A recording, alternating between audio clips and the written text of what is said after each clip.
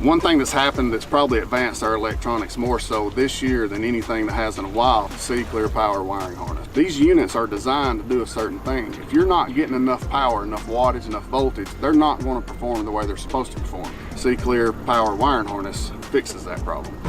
One of the great things about the C Clear Power harness is it doesn't matter what brand of unit you have, it doesn't matter what kind of boat you got. The thing that you want from the C Clear harness is power. C Clear Power puts enough voltage to your units to make them maintain the performance that they're supposed to maintain. So if you're not seeing everything like you think you should see it, C Clear Power will show it to you.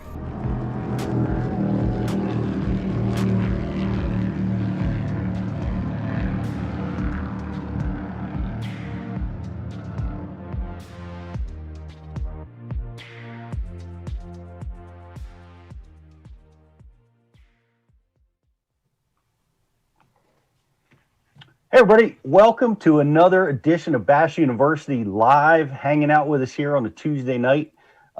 We're very excited and honored. We've got a great guest tonight. This year's Rookie of the Year in the Bassmaster Elite Tournament Trail, Austin Felix, is going to be with us. It's quite a great accomplishment to win that. There's been so many spectacular careers that started with the Rookie of the Year. And Austin did an amazing job, and he contended for Angler of the Year right up until the end. Just a really, really great year and a great finish. And Austin's going to be on with us here just a little bit later, and you guys can all talk to him. We're going to be asking him how he did it, how he practices for tournaments, how he dealt with the ups and downs, and came through in the end. Upsetting some really stellar guys competing for that, including one of our boys, John Cox, and several other real talented anglers that he beat out for the Rookie of the Year prize this year. So that's going to be our show tonight, guys. So we're glad to have you with us. We're want to invite you to participate in this show. I also want to give a huge shout out to all the new subscribers to Bass University TV. We have had a great promotion going on with the Black Friday and Cyber Monday, and boy, we just had so many new people join the program. I want to welcome all you guys to the program that are new, and let you guys know that watch us over on bassu.tv or on the app, and you can ask questions. You can IM us questions, and if we use your question on the air, then we're going to hook you up with some cool Bass University swag. And of course, if you've not subscribed to Bassu TV yet, get going. Right now, we got a 50-50 promotion going on. So you guys can get subscribed for $50 off or try it for 50 days free. Right now, that is what's happening. And we've got some of my buddies in the studio. I can see GDP. Great to have you back again this week. Greg, how are you, man? Good, Pete. Good. I'm happy to be back. It's awesome to have you in studio, and I know you've been fishing. We're going to be talking about fishing this weekend. We expected to compete against you guys, but Stockel distracted me, and we weren't able to make it to the tournament on time. How dare you, Peter? These lies. No, but it was you guys had a great finish. We're going to be talking about that, and we saw Rizz on Friday down on the Chesapeake. We saw somebody. The new owner of the Rizz mobile, flying down the Northeast River. That was kind of crazy. We thought it was you.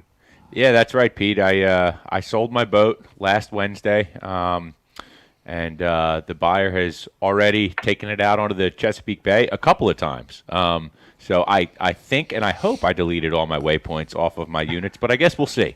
So no, it's exciting. On to the next rig. Can't wait for that to happen. Sometime early January, I expect to be getting into a slightly newer Bass Cat. So I'm excited. Can't wait to see what that holds. Man, good for you. That's 4 weeks without any fishing. How are you going to hold up through that period? I'm just going to use other people's boats, Pete. That's the best. It's the best way, man. Yep. No stress.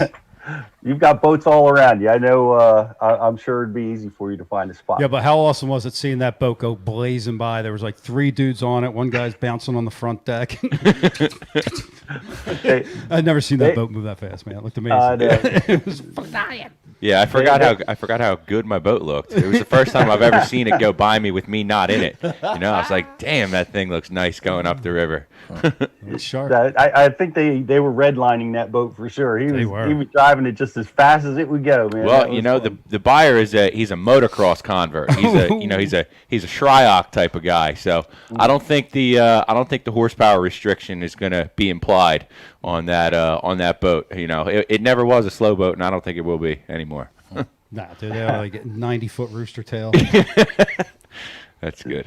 That was good stuff. Good to see, and glad you're moving on to to a newer ride. That's real exciting, and it was fun. BTC, we had a blast on Friday. We were practicing, preparing for our big derby, first derby that we've fished together in probably over 10 years. Yeah, I'd say like probably 5, 6, 7, 8, 9, 10, something like that. Yeah. Been a while. I was excited. Best part about it was we practiced the right way. We went out and didn't catch them. We went out and didn't go anywhere we were going to be on tournament day.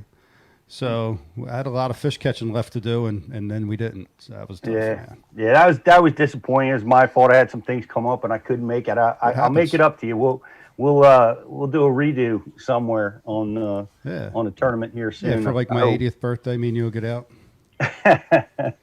Well, I got to get you out because you were just crushing it, man. You were catching 5-incher after 5-incher. They just didn't stop coming in the boat. We found the smallest fish on the flats.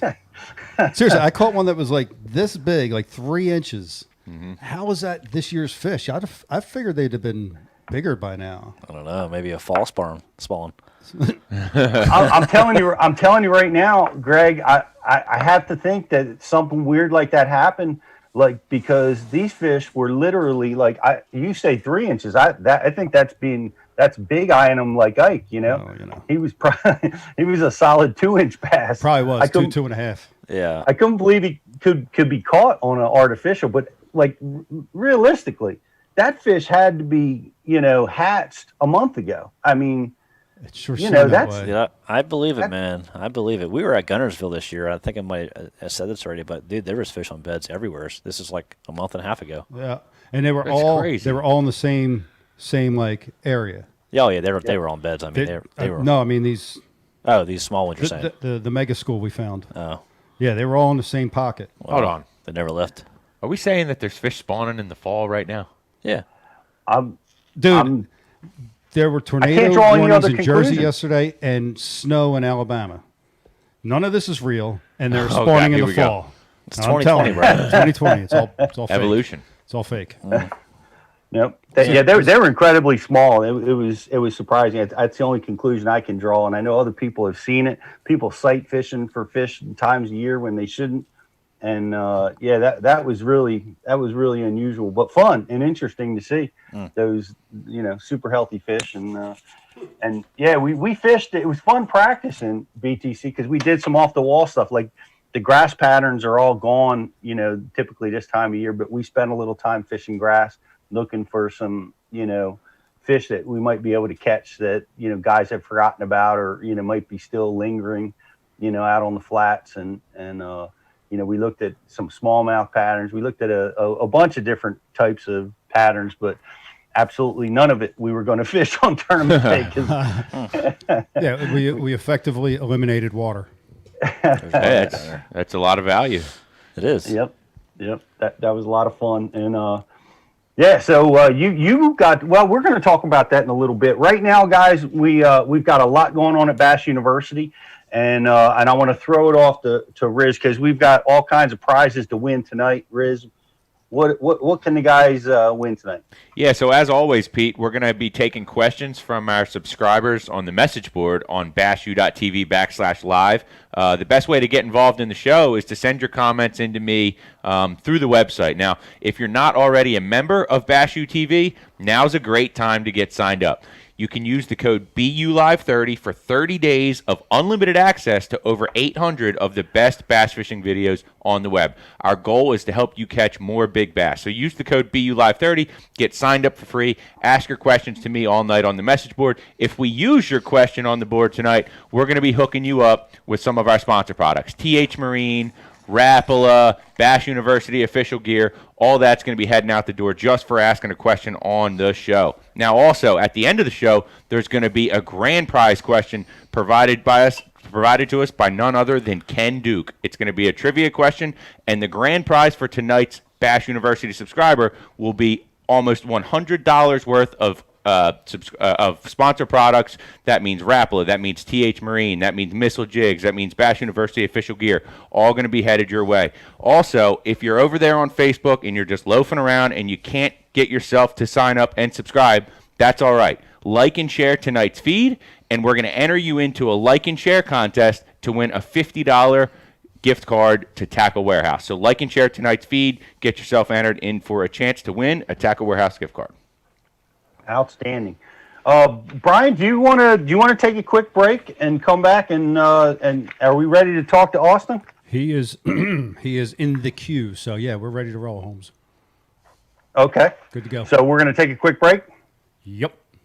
All right. We're going to be right back, guys. If you're just tuning in, we've got Austin Felix, Rookie of the Year, Bassmaster Elite Series.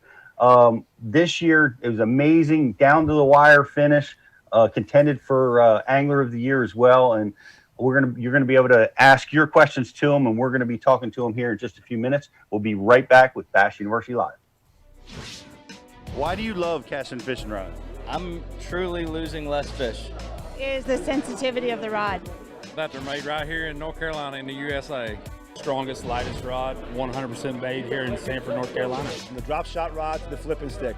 Every rod has a purpose to it, and I rely on them all the time when I'm out there in a tournament. Durability in the John Cruz Worman series, the counterbalancing in the handle. It's the only rod I found that can withstand my hook set. Boom goes the dynamite. Every moment on the water not spent fishing is a moment wasted. That's why Minn Kota and Humminbird have joined forces to bring you the One Boat Network. Products that communicate and integrate to help you take full command of your boat. Born from our commitment to making the most advanced fishing gear even better by making it work together.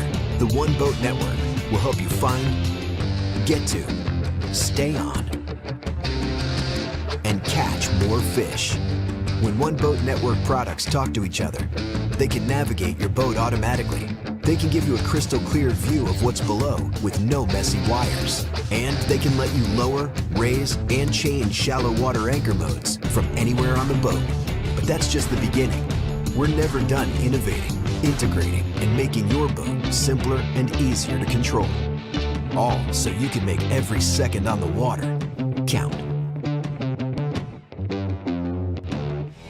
Tackle Warehouse is proud to sponsor the FLW Pro Circuit and is the official tackle retailer of FLW, providing proven bass fishing gear as well as the newest and hottest tackle. Our friendly and knowledgeable customer service staff can help you every step of the way. And we offer free ground shipping on orders over $50. Tackle Warehouse, everything for the bass angler at the lowest prices.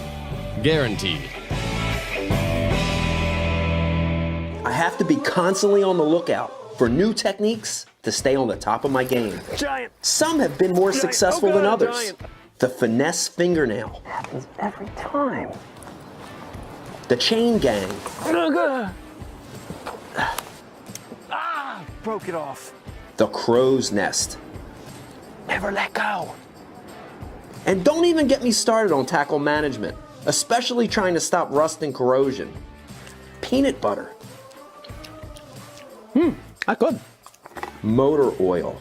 Gotta keep the rust off all these baits.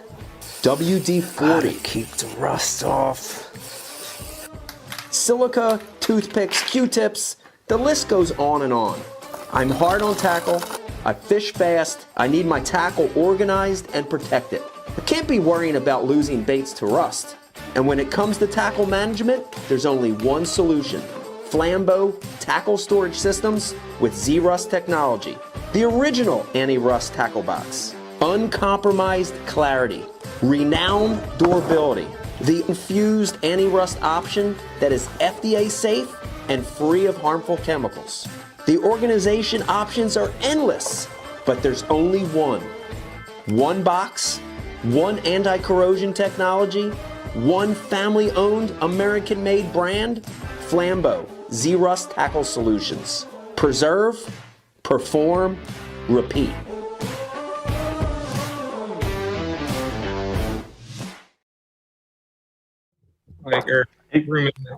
Excuse me for a second, Austin. Me and Austin are talking in the back, guys, but we are back live. Appreciate you guys hanging out with us tonight. I'm super psyched. I'm meeting for the first time this year's Rookie of the Year on the Bassmaster Elite Series, Austin Felix, man. Woo! You. Thanks.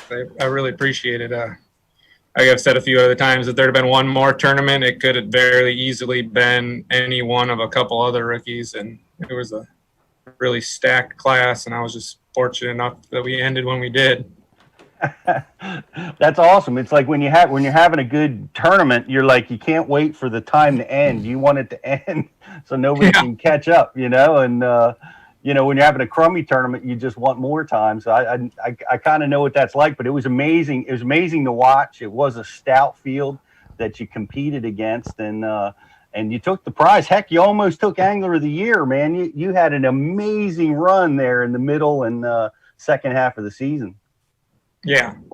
And to be honest, I thought I a little underperformed up north when I thought I was going to do really well, and then going into those last 4 events down south in the fall, it was the mindset going in was just don't give back all the points I made up north fishing smallmouth, and ended up having a few things click just perfectly, and that's how you end up having a really good finish as opposed to just holding on to one of them top 30, top 40 sort of finishes.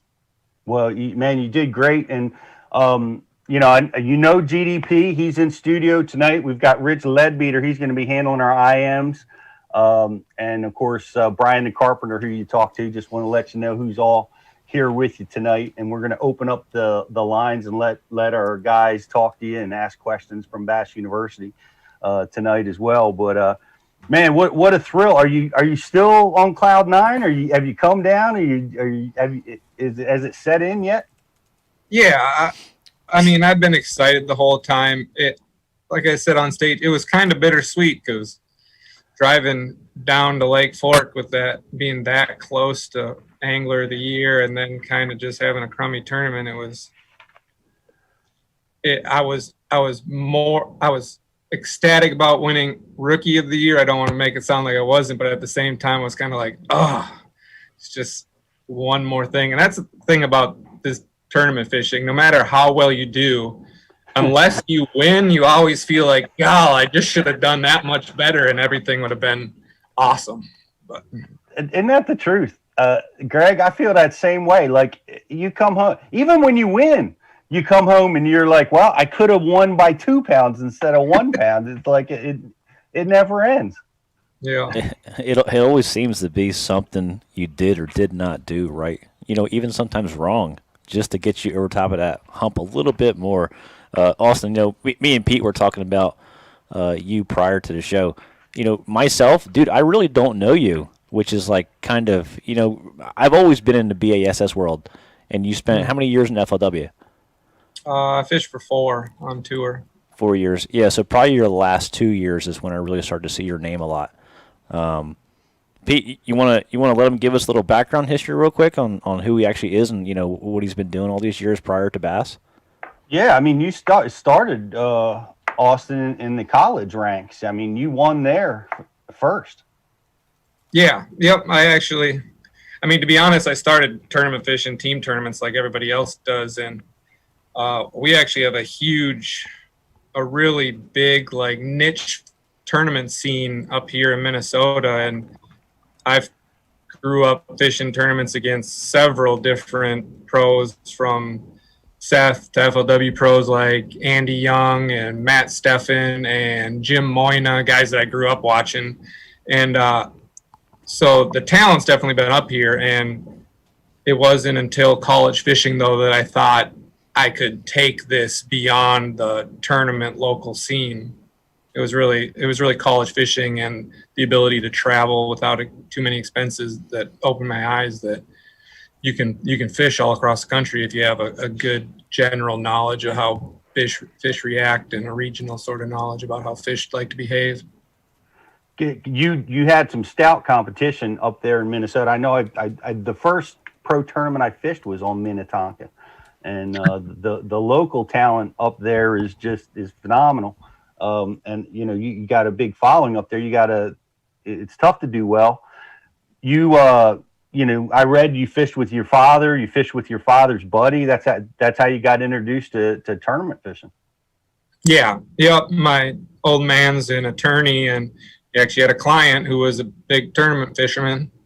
And that's how we got into tournament fishing. Before that, it was like every other kid up north that goes up to the cabin in the summer and you go fish for whatever will bite, throwing spinner baits, back trolling, rattle traps and wraps and whatever you can catch. And that's what my early fishing memories are, that fishing crappies and stuff like that. And then my early teens is when I was kind of introduced to bass tournament fishing, and that's when it just became like a singular focus for me. It sounds like all of us, we all got kind of started that way. Were you doing other stuff? Like, were you an athlete in high school, or you just got into fishing and that was it? Yeah, I played baseball actually into my early 20s, played some town team ball, and it was double headers every Sunday and stuff. But it got to a point where I was having to miss so much because I was fishing every Sunday, and I knew I was never going to be good enough to play baseball in the pros. So let's really focus on one thing. And I kind of gave that up. But yeah, in my childhood, it was all sports, baseball, basketball, football. Yep. I ran into the same problem in, fishing. Once I discovered tournament fishing, all the other sports just faded away. I'm like, this is the way, this is cool. And you did it in college. That was awesome that you guys won the national championship. So you had some experience in big stuff. And then you went on, you spent a few years in the FLW tour. And man, you made several FLW cups. So, you've got a little experience under your belt. Yeah. I like to think I try to be as consistent as possible. And I've told many people that I feel like it may be a detriment as far as winning events for me, but being consistent, making the championship every year is usually my number one goal going into the season. So I was fortunate enough. I didn't make the Horsewood Cup my rookie year on tour, but I made it the following 3 years and did better in points every year. And it was accumulation of going more places and just getting the feel of how to practice, how to fish a tournament, and just regional and lake knowledge that it really got me to where I am at this point. I was reading, I think it was from Such, his article about your win and your consistency. You mentioned that in that article or somewhere else, but you in the same article, he said that your focus now is on trying to hit it out of the park, is to try to get the win. Mm-hmm. Are you doing anything specific, or how are you changing the way you practice or fish to try to get yourself in that winner circle?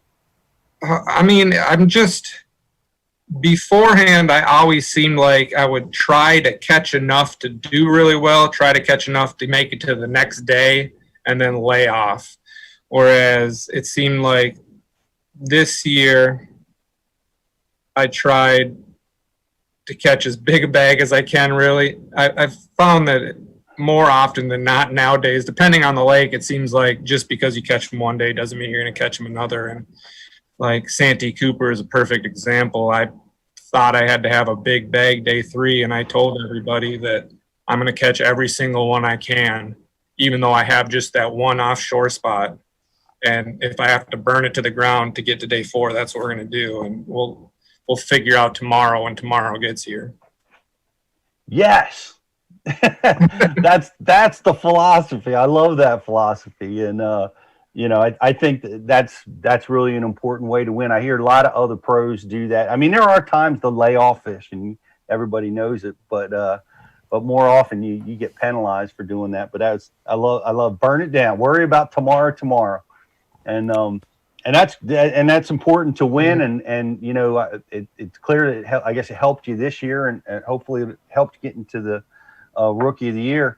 You made it through the Opens into the Elites, and we were talking. I just wanted to get you and Greg's take on this because it was interesting what you said. Because when I fished, you know, it used to be called the Top 100 back in the 1700s when I fished. It was a while back, but it was really, you know, divisive. You know, like I was from the north, we kind of connected with the guys from the West Coast, the East Coast, West guys kind of made some friends, but it was like it wasn't. I didn't feel like there was an established group that I had a hard time kind of breaking into. It seems like you guys on the new elites, man, you guys are buds. You guys really seem to all get along pretty good and have fun. Yeah, I mean, a lot of the guys are new enough now that I don't think that either they don't have them or they haven't transferred their egos over yet. So everybody seems to want to be friends with everybody and help everybody out. I mean, even this year, I spent a lot of time traveling with Hank Cherry, who just won the Classic, and you'd think if anybody had a reason to be a little big-headed to be him, but I haven't found anybody who's more kind and more helpful than he was this year. Might have something to do that he already qualified for the Classic, but I like to think otherwise. But no, everybody's been, as far as I can tell. Is that your experience, Greg? You everybody, you know, easy to get along with? Yeah, I don't think anybody has any back history with anybody really. So there's no issues as far as really on the water. I mean, none of that stuff really goes on. I've never seen any behind the scenes like fighting or nothing. It's common. I'm sure it's gonna come eventually. Yeah, rightfully so. But give you guys a couple years, Yeah, no, yeah. It like you said, dude. All the new elites are so fresh and so young. It's like I think Zona or maybe Mercer said it's like a frat party. That's how it seems. Everybody's getting along, having fun. Yeah. Man, that's great. Yeah. That's great. Yeah, but I think you're right though, BTC. It's just a matter of time. Yeah, it's game one of the playoffs, dude. By game 6 or 7, there's gonna be bench clearers out there. I'm sure it's going to get tightened up. GDP, are you pulling in on me again? Yeah, right. There it is. Yeah, I'll be waving and asking, hey, do you mind if I come in? Yeah. Austin, real quick, man. So I'm guessing, what was it, 2015 FLW, your first year on tour? Yeah. So, yep.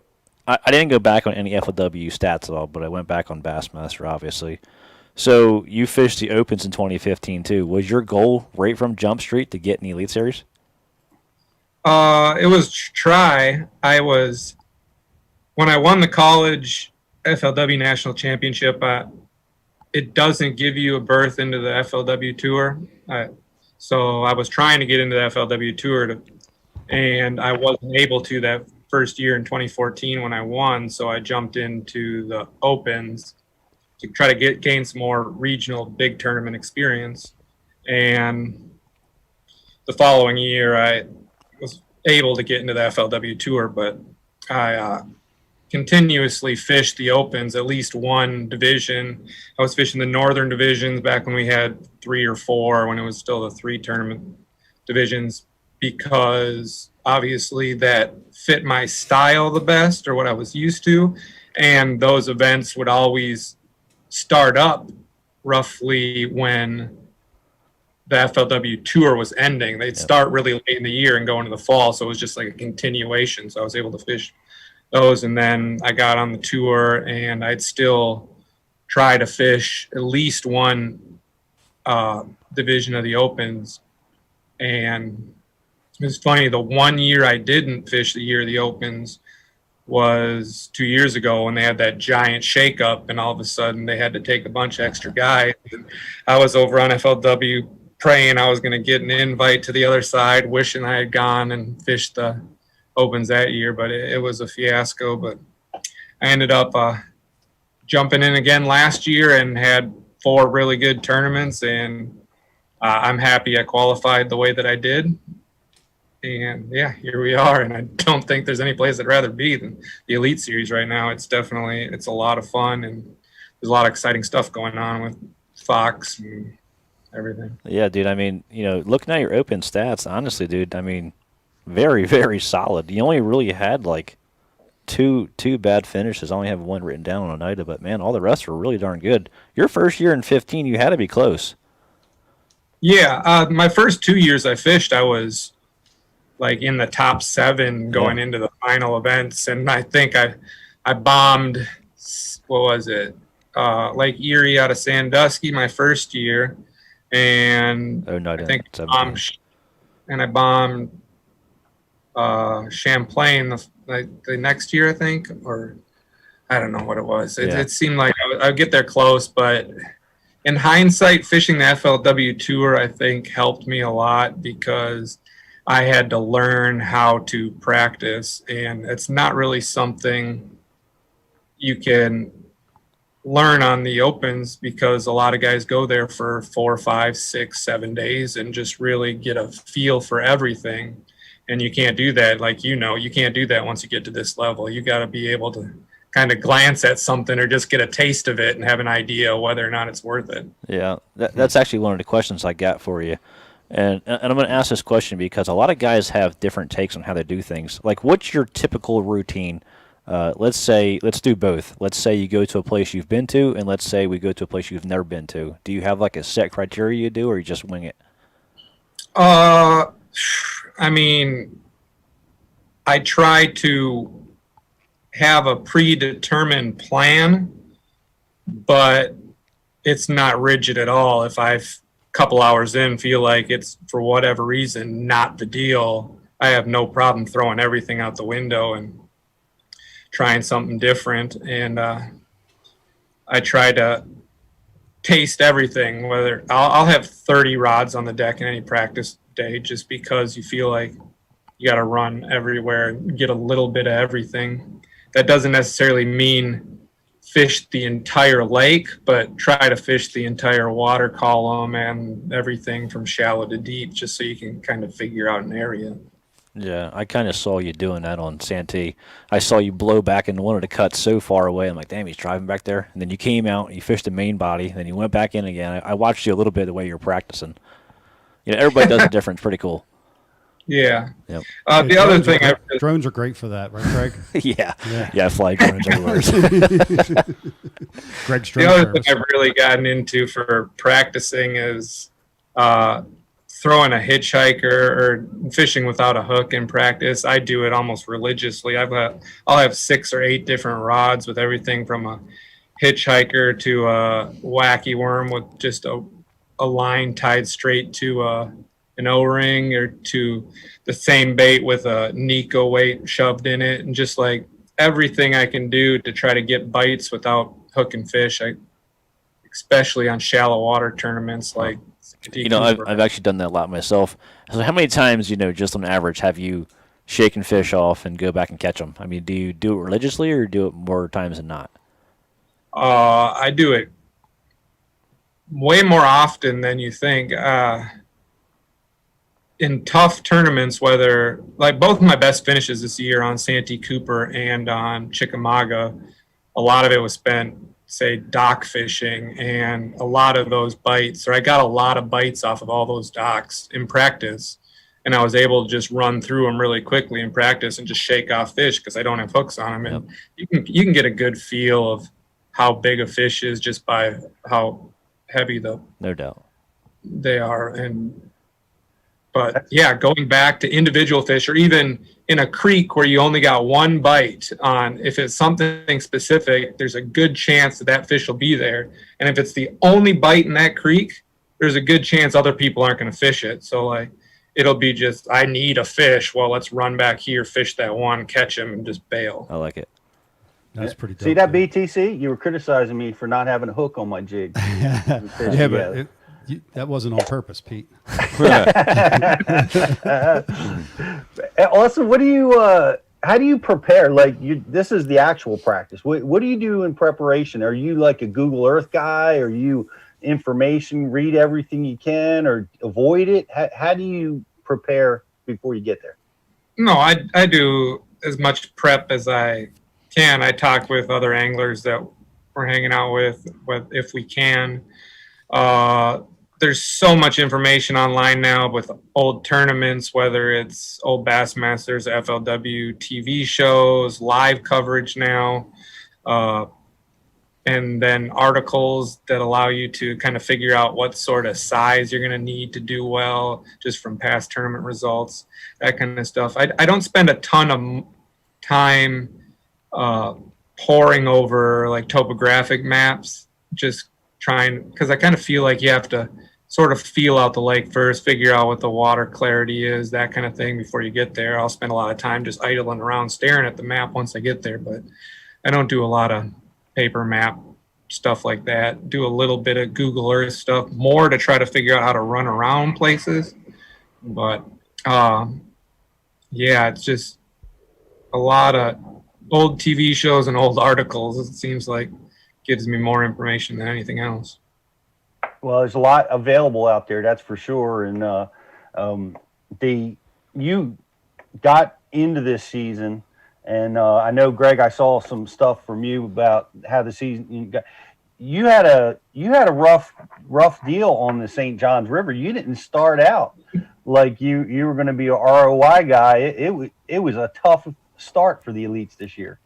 Yeah, that tournament, I feel, and I felt like that tournament leaving, it was the first tournament I ever left. I didn't feel like I learned anything.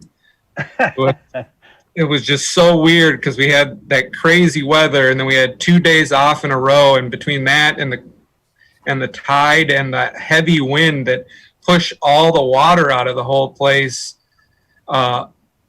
it made a lot of the areas that I was checking in practice that had 16 to 18 inches of water on them, you couldn't even physically get a bait to them anymore. All the water just disappeared. And it was just one of those deals where I kind of had to throw everything out the window and try to scramble to find something. And fishing was difficult. It was difficult all year on the St. John's. Even there was a Costa there a month later, and it was still tough.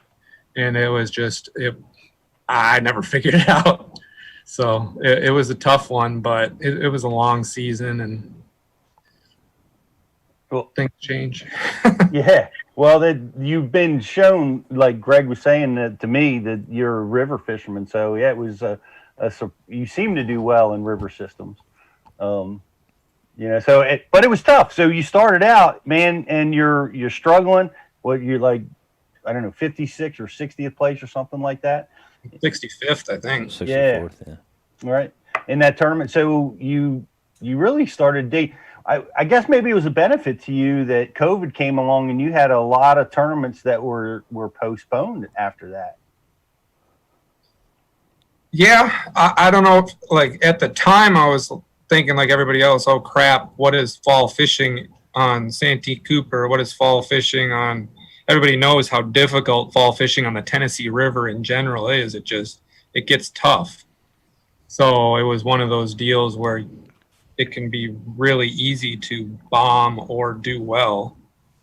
And I thought I could do well up north. Fortunately, we got all the events except for Cayuga off up north, so I was fortunate with that. And after getting through those, I felt like I got through them, had good events, didn't top 10 any, but made some money and got a bunch of good points, enough that I felt like I could hopefully kind of coast through the last 4. And yeah, everything worked out way better than I thought it was going to. Well, it was great. I guess we kind of expected it, right? You're a smallmouth guy. You went to a bunch of smallmouth tournaments, or certainly you know your way around smallmouth, and you were steady. You had some really nice top finishes through that run. And were you in, like, where were you in the point standings? Like, after you got done that northern swing, were you right there in ROI contention, or where were you sitting? Oh, I think I was inside the top 10, but at that point, Clark had built such a lead at that point. I wasn't even thinking about it. Like Mullen said the same thing. Nobody was really thinking about it because him and Corey Johnston had about a 50 to 60 point cushion on everybody else. So yep. it wasn't until Chickamauga where both Clark and Corey had their toughest tournament of the year that all of a sudden everything just came back into focus, and it was anybody's game. Man, and yeah, that must have been super exciting. You know, you all of a sudden you find yourself in contention for AOY, but now you got to go. Now you got to go down south in the fall, man. That's a tall order. The funny thing is, Rookie of the Year seemed so far out, because after that Northern Swing, Taku had top 10 to all three of those. I think he was second in Angler of the Year, so he had a cushion on everybody too, and just was running away with it. It wasn't until we started fishing for largemouth again that he kind of came back down to earth. But I think if we'd had an all smallmouth circuit, I don't think anybody would have beat him. Yeah, he was looking very, very strong, and you know, and like Clark, who was superhuman, started to look human a little bit, you know, and yeah, it was. But here you go and surprise a lot of people, including yourself, with your best tournaments, you know, 2 top 10s back to back, you know, when you came down south. Yeah, and going into Chick, I'd actually fished Chick twice so far, an FLW Tour event last year and the Bassmaster Open last year. And I was jokingly say I've top 10 every single Chickamauga tournament I've fished. And I told everybody going into this one, there's no way. I felt like I was on something on Chick, that I was going to do all right. I think I could catch 5 fish every day, which in the fall was a struggle in itself. Going into those events, it was just try to get 5 in the boat and worry about how big they are later. And I was fortunate enough to catch a couple decent fish and learn some stuff throughout the tournament. But yeah, that one kind of snuck up on me. Santee Cooper obviously snuck up on me. I didn't realize just how difficult it was going to be for everybody and how important a 2 3/4 pound fish was going to be on that lake. And how to find a magic brush pile. Yeah. Which was amazing to watch. And guys, if you're watching at home if you're watching on Facebook, we have a like and share contest going on over there. If you're over on our site, we ask you, if you ask a question on the IM board, we use it on the air. We're going to hook you up with some cool prizes. And right now, it's the Cyber Week going on. It's $50 off an annual subscription or 50 days free. So get yourself over, get subscribed, and you can ask some questions. And I want to take it over to Rich to get to the IM board and see what the Bass University crowd wants to know. That's right, Pete. The first question is going to come from Pete's Faded Senko. And Pete's Faded Senko wants to know, Austin, what was your most memorable learning moment from your rookie season on the Bassmaster Elites? My memorable learning moment. I think actually the spot that always, or the moment that pops up where I knew I thought I was going to do the best in a tournament was actually the Eufaula event. I didn't have any time to pre-practice being as far away as I was, and when they switched it to the summertime, I knew that there was going to be an offshore ledge bite, and instead of trying to find as many brush piles as possible, I fished just main river ledges, typical Tennessee River, Kentucky Lake ledges. And I graphed over a bunch of stuff. I found one school the entire first day graphing. And the second day I found like 2 or 3 in the morning, but I graphed some just incredibly looking stuff on my Loranthus. And for one reason or another, I was running back up the lake at like 3 o'clock and decided to graph right back over the same ledge that I'd been to 3 or 4 hours earlier. And because it looked great and there wasn't a soul on it. I graphed over it and there's an entire school sitting on it. And it just clicked on me for whatever reason. It wasn't really a current thing, but for whatever reason, they weren't moving up on these ledges until the afternoon. And it told me through the tournament that I didn't have to panic, because the first day of the tournament, I didn't have a fish in the boat at noon the first day. But I didn't panic. I just kept running, and just like clockwork, about noon, they all slid up, and I just hit everything back up the lake and put 17.5 pounds in the boat. And I did that all 3 days of the tournament that we were there. I weighed 20 pounds the final day. And it was one of those things that for whatever reason, a lot of those fish just left. I don't know if they were just in the main channel, if they were up further on the ledge feeding or what, but they were totally gone until like 11:30, and then they'd all just pile in. Well, that's a great lesson to learn. That it's an afternoon gig, man. That's a great question by Pete's Faded Senko. Appreciate that question. Rich, do you got another one in the queue? I do. Fat Chris would like to know. I have another question from Fat Chris. He would like to know, Austin, do you prefer to fish a pattern or do you fish independent spots? I like to fish a pattern whenever you can. Unfortunately, it seems like there are pattern lakes and then there are spot lakes, and that can also change depending on if you're fishing shallow or deep. If you're fishing shallow, it can be a pattern because you have to run so much individual structure to figure out what they're on. But I don't like to fish one either more than the other. I'll fish whichever one I can get best off of, to be honest with you. Well, we watched you do it at Santee. That was pretty cool because nobody else really could find anything like that. And you found a spot. What was it, like a tree or was it a brush pile? What were you fishing there? It was just a main river point that stuck out a little bit farther into the main channel. And it had a hard shell bar up the front side of it. And there was like 4 or 5 stumps on top of it. And then like a lay down across like the front side of the shelf that broke off really hard. And they kind of just moved around on it. They'd sit up on the shell and stuff. They'd sit in the brush when they weren't feeding. But it seemed like the ones you get bites on were up on the shell on the front side of that.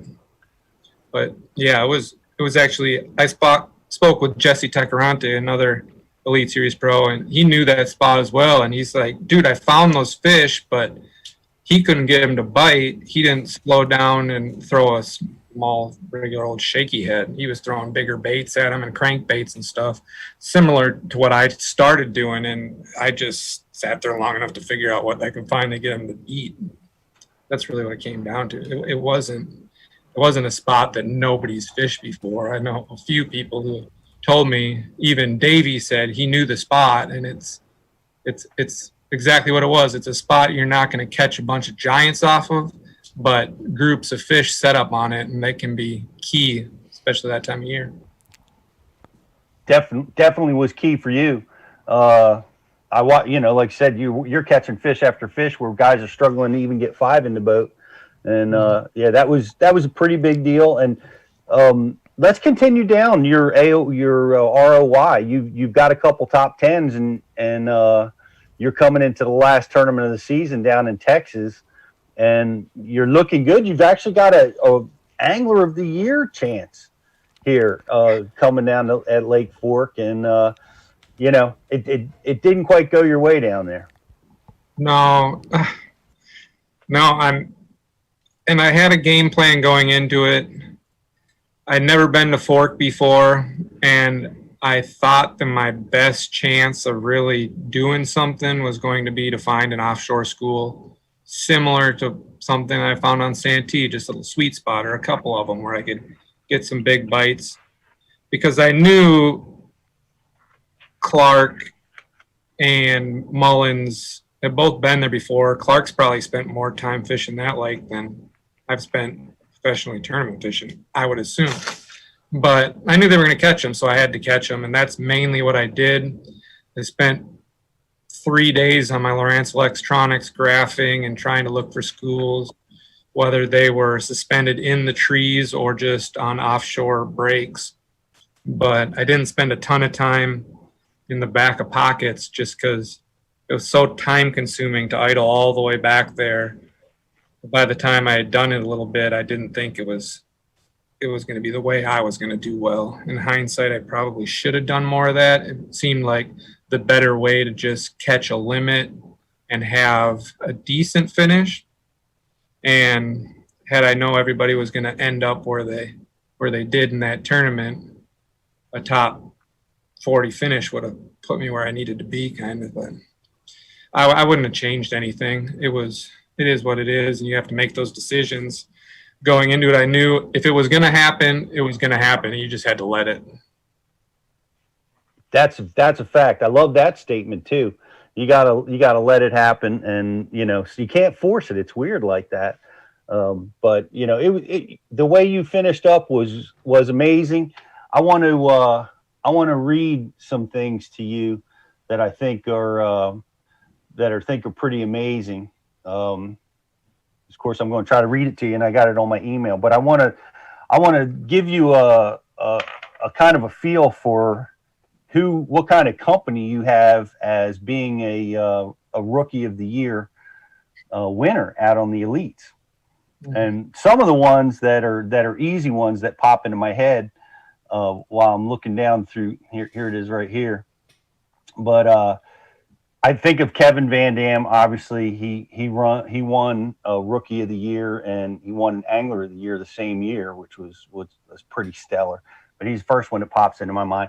But of course, Greg Hackney, a good friend of mine. Dave Wallach doesn't fish anymore, but super talented. And Derek Remitz, Bobby Lane, Bradley Roy, Ott Defo won it in 11, and Jacob Prosney, Brent Ayler, Dustin Cannell, Jake Whitaker, Drew Cook, and in 2020, Austin Felix. That's quite a stout group of anglers that you're joining as a Rookie of the Year winner.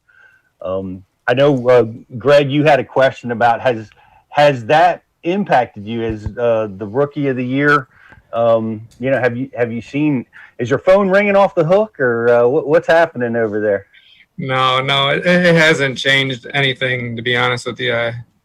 Still scratching to try to figure out what's going on next year, and the whole, I don't know, I'm assuming COVID had a lot to do with it, with just companies having issues doing things. But no, nothing's really changed for me. I'm not with 13 this next year, so we're just going to go at it and see what happens. I don't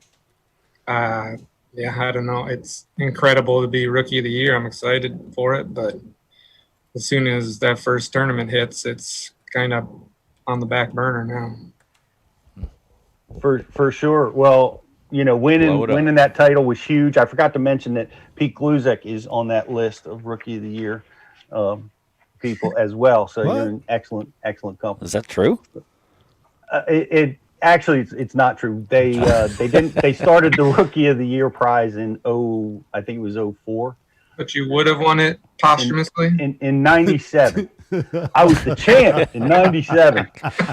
Or was it 1897? I don't know. Might have been 18. 18. Tomato. That was quite a long time ago. Hey, Rizz, let me throw it back over to you. What do we have on the IMs? Yeah, that's right, Pete. Loudmouth Bass wants to know, Austin, talk about your mindset a little bit in tournament bass fishing, comparatively speaking to playing team sports. You mentioned you played baseball. Talk a little bit about that competition, and do you have a similar mindset tournament fishing as you did when you were playing organized team sports? In 1897 or modern day? No, well, it's Austin, so I think we're going to be modern day here. All right, modern day to you, Austin. I mean, I've had a competitive drive. Like, I think everybody on the Elite Series, we were talking about first thing when I said it always seems like no matter how good you do, you always feel like in a tournament you could do a little bit better. And I think everybody at this level has to have that sort of feeling. I'm sure Greg feels the same way. You're always trying to do better than you could have done. Mm-hmm. But it's bass fishing and team sports is a lot different just because everything's on your shoulders. Yep. At the same time, it's all internalized. So you're out there, and the only thing you can really do to get more in the groove is just focus harder, or like you're not really going to sit out there and cheer somebody on. You're not going to sit there and cheer yourself on, that kind of deal. So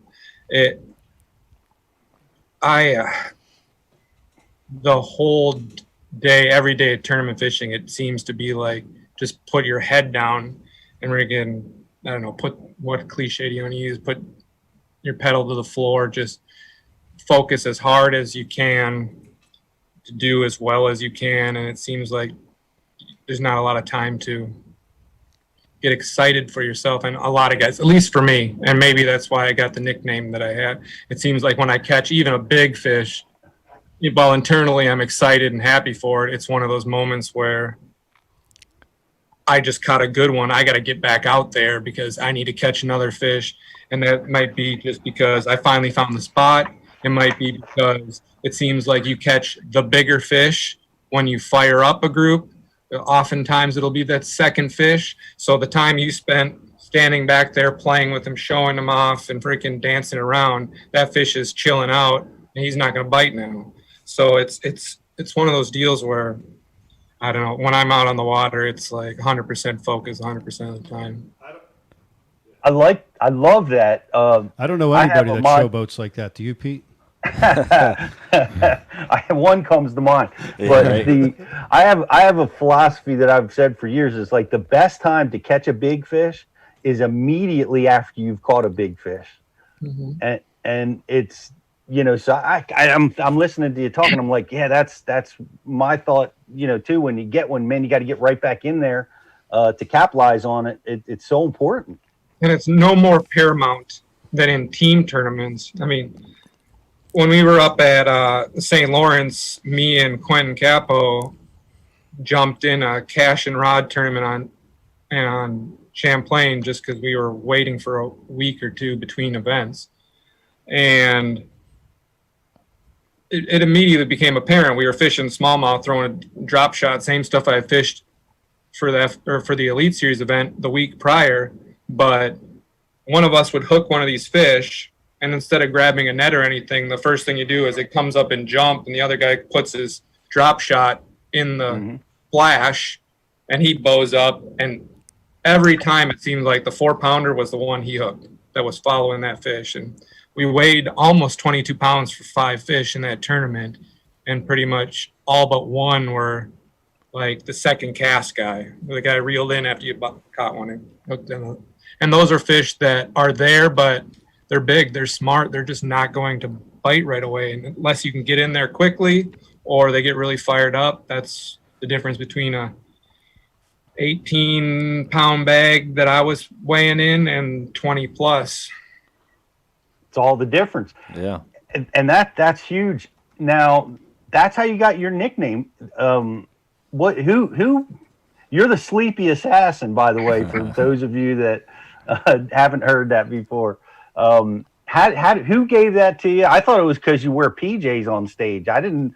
Where'd that nickname come from? Yeah, that was part of it. It was Dave Mercer said the second day of Santee when I was on live, and I was catching them pretty quickly in the afternoon, and it was a combination of just the fact he knew I'd been wearing pajama pants on the FLW tour for a few years just because they're comfortable, and I usually wear shorts under them, but it's like chilly in the morning, so you wear your bibs and you wear PJ pants just to be comfortable. And once it gets warm, you just take everything off and go to work. But so it kind of became a running joke. Something I just decided to like steer into instead of trying to avoid. Well, so it's definitely original. That's right. If you can't avoid it, paint it red. That's right, man. That's awesome. Shout out to Mercer for coming up with an amazing catchphrase. He's good, man. He's real good at that. Well, the sleepy assassin. I like it. I like it a lot. The you have. I saw some things that you do that I think are cool. One of the things that you were I was watching some videos on you, and you're one of the flogger guys, right? You are one of the guys that figured out how to, look underwater, find those spawning fish. That thing's a pain in the neck to work with, but you seem to have figured something out. Oh, I love that thing. I've been doing it back here for probably 10 years or more now. But yeah, I remember my rookie year, actually the last tournament of my rookie year on FLW tour, we went to Champlain and it was a spawning deal. And like, I had to walk up to Bill Taylor and I was like, can I use a flogger? He's like, well, what's a flogger? I'm like, I don't know. It looks like a traffic cone. Look in the water with it. And he's like, there's no rule against it. I'm like, sweet. And my college tournament partner that I won the national championship with actually was working for FLW at the time as a photographer. So he was following me these days for like all 3 days. And the whole time I was like, don't post any pictures of it. Don't post any pictures until the final day. He's like, I'm posting them. And it's like, whatever. And all of a sudden, like, well, yeah, 2 or 3 years later, it seems like you go to one of those spring Champlain tournaments and it looks like there's freaking road construction. There's so many of them on the water. That's awesome. Have you now? We all use them. Well, I've used one. I can't say that I've, have a lot of experience with them, but I've used one before. They're tricky to use, but have you been able to apply it like to other places other than the, like the obvious smallmouth, No, stuff? It's like a spawning smallmouth specific tool for me. And the thing about it is it's not for finding fish. If you can't see them with your eyes and you don't know they're there, it's not worth flogging. If you see people laying down on the front deck just like looking for fish, looking for beds with it, you don't have to worry about those people. Like specifically, the way I found to use it that works the best is you spend your tournament finding fish on bed, and then say tournament day comes and for whatever reason it's windy, it's cloudy, the weather's crappy, you can't see those beds. It allows you to slide up to where the bed was and look to make sure well, first of all, where the bed is exactly and whether or not the fish is still there or somebody's picked it off or not. So it just saves a bunch of time. Like for the most part, unless you absolutely have to, if they're being finicky or something, I don't sit there and stare at it with one hand while I'm fishing with the other or anything. It's one of those deals that's just like, okay, check it. He's there. There's smallmouth on a bed. If they're there, it shouldn't take but 2 casts and you should get them. Right. So you don't use it to look like going down a bank. It just takes too long. Takes too long. I'd rather find an area of the lake where I can see that day. So whichever way, the lee wind side or whatever I'm at, and I'll just check that area with my eyes, just go as fast as I can to look for beds and I'll find more fish and cover more water that way than trying to find fish through the waves and steering a trolling motor with one hand while you're looking. You're not going to move fast enough. That's great advice. Plus, you probably get seasick. I know a few people have.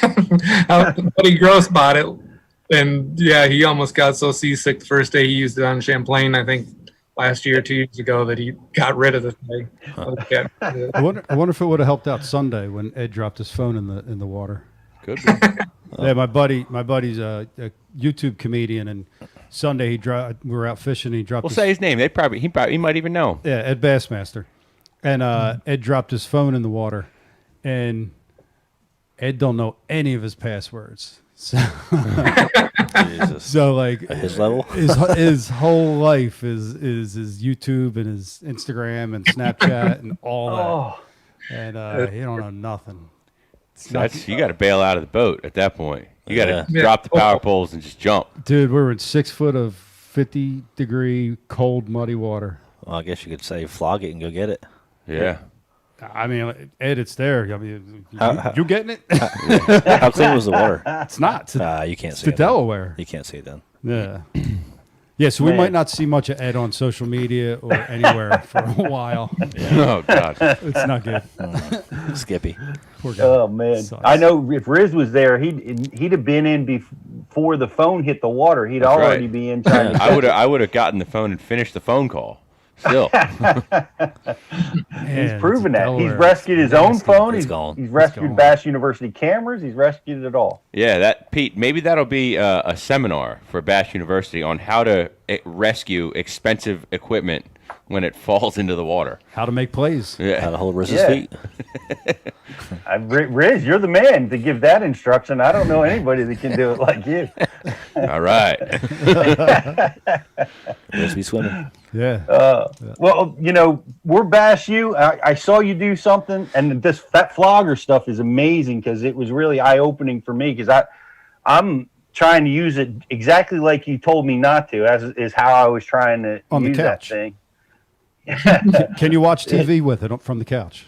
I know. I'm trying to figure out how to drift. How can I use a troll? The cool thing is that the Ultrex has that remote control that you can use, and it really, that helped me a lot. And I thought, man, the next time I get in that situation, that's how I'm going to do it. But maybe not after this lesson. But great stuff on the flogger.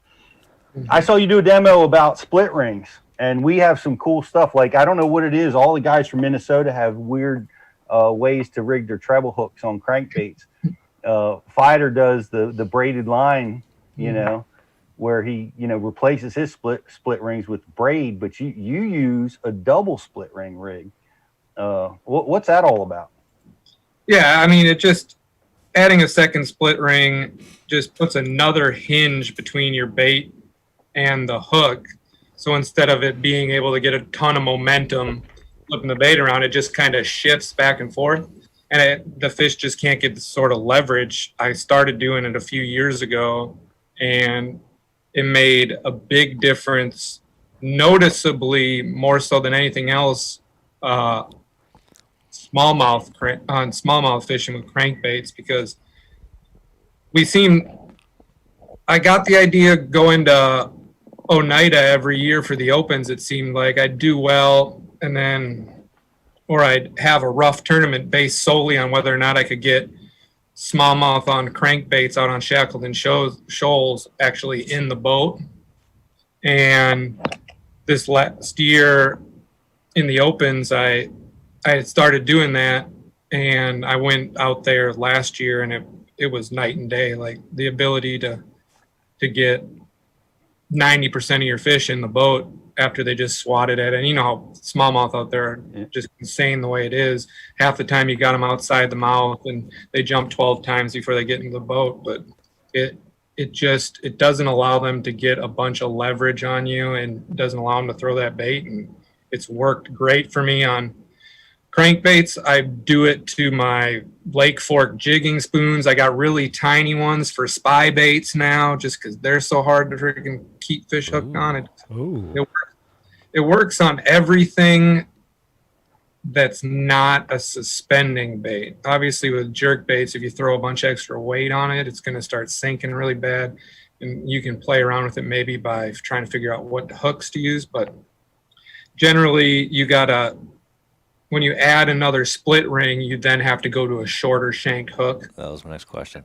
Yeah. In order to cover the difference, so they're not hooking each other a bunch. But right on, man. That's great stuff. And the Shackleton shoals, you won't have to worry about fishing that anymore, because I'm draining Lake Oneida so that we don't ever have to have a tournament there again. Because the fish are backwards there, and they don't do what they're supposed to do. So Pete hates Oneida more than I hate Asenko. He talked about, he brought Oneida up, I don't know, 3 times on Friday when we fished for no reason. I did? He was crazy the whole time. It had nothing to do with what we were talking about. It just his hatred for Oneida would just randomly come up during the day.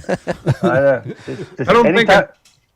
don't think I've seen a lake that's changed as much as Oneida has in the last 6 or 7 years since my first year fishing the Opens. It went from all the smallmouths being bait feeders and this crazy schooling lake and everything to now there's gobies, and I heard there was some weird die-off and stuff. So they've all transitioned from everything looking up and being able to catch them on top water over 18 feet to everything looking down, and it's just it's a wild transition.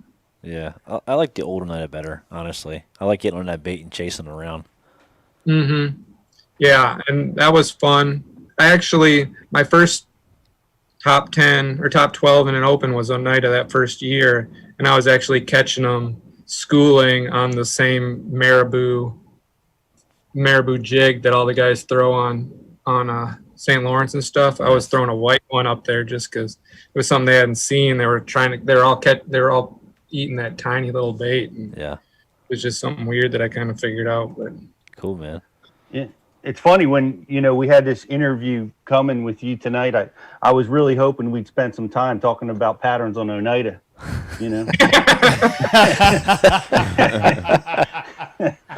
Oh, man. What a treat for me. No, that lake's been the bane. I love fishing New York State. I love all the lakes up there, and for whatever reason, that one has challenged me. Keep going, Pete. No, it's definitely not a true. It's weird. Like when I think about smallmouth, I don't think about the way Oneida lays out. It's totally different. Yeah. It's not a Lake Erie. It's not a Lake St. Clair. It's Oneida. It's just completely different, and it's changing every year, like we said. So. It's a big lake, but it fishes really small too, and it's compact. And you get a weird wind direction, and all of a sudden, half of even the fishable stuff is then useless. It's just a goof. Yeah, crazy place. And my favorite part about fishing there is I always seem to lose a lower unit at least 2 or 3 times during the week. You gotta stay away from them pin buoys, Pete. Man, it's like They're all marked. It doesn't matter. You try to idle from dock to dock. You try to idle from dock to dock, and you blow your motor up. It's impossible there. It's the only tidal lake in New York. Love it. Rich, I want to throw it over to the IM board. What do we got? Any Oneida questions on the IM? Trying to change topics. Come on, Rich, find one. Somebody, please. We don't have any Oneida questions. Not yet. They're coming. They're probably on their way. Austin, Team No Fish wants to know how you change your approach fishing on rivers as compared to lakes. Whenever there's current, you can tend to fish a lot shallower. And just growing up fishing like the Mississippi, it seemed like the fish there are way more aggressive when there's current. Obviously with tidal situations where it's moving back and forth, there's serious bite windows that are on and off. But if you have just steady current, I like to cover as much water as possible because if the active fish seem to bite pretty consistently whenever you're like in current. Yeah, current is key, absolutely. And you fished a lot of you've done well on rivers. GDP, you pointed this out looking at some of his stats. Really good. James River. So this was 2019. This is all James River. 2019, 22nd. 2017, 29th. 2016, 20th. And 2015, 37th. Dude, that's impressive. That's strong.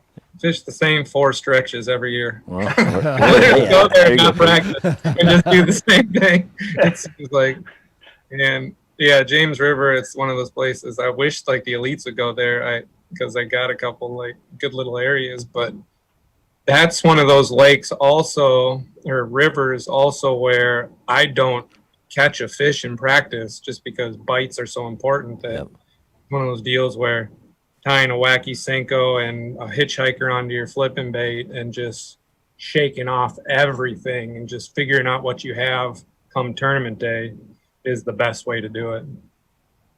Cool. Yeah, that's incredible. Because so many guys still don't do it. It reminds me of this great event that happened to me my rookie year on the top 100s. I roomed with a veteran. You're going to know who he is. But on the last day of the tournament, he told us that we were going to have a fish fry, and he was going to bring the fish for it. And he fished all exotic fish all over the world. I didn't know what he was going to bring, and it was Roland Martin. And we get done the registration meeting, and the night, he's like, "You guys ready to eat?" And they're going to fry these fish, and he goes into his live well and pulls out 20 bass he caught that day at practice, the day before the tournament, and filleted them up, deep fried largemouth bass the night before the tournament. Dude, they came off of somebody else's spots. That wasn't where he was wrecking the community hole. That was somebody else's fish. I swear, I'm like you. Anything even looks at my lure, I'm reeling it out of the way. I'm so intimidated or pressure. I want to do well, and he's bringing these fish out, and I'm like, Roland, are you kidding me? You caught. He goes, well, I didn't keep any of the big ones, right? And these are all like 2.5 pounders, that he's flaying up, but he finished in the top 5 in the tournament, Damn. And went and caught him off all the obvious stuff. The easy stuff. Yeah, damn good spot. Yeah, fishing in the cuts. And a lot of people don't doing that. They don't have the drive to just shake everything off. The same, like a lot of people don't want to spend 12 hours on their electronics just graphing and not really doing any fishing. And I just don't have that issue. Like if I shake off 20 fish in a practice day, I feel like that's just as good as catching 20 fish, even better. It's almost like I'm sort of farming these fish and I'm getting all my spots together, and come tournament day, you get to collect them all and see what you have. All right, Austin, I got to know if you're in practice and you're shaking off all these fish on a wacky rig or any kind of bait that you don't have hooked. When you go back in the tournament day, are you showing them the same bait that you shook them off on, or are you changing up your bait to show them something fresh? No, I use the same bait usually. And they still bite it.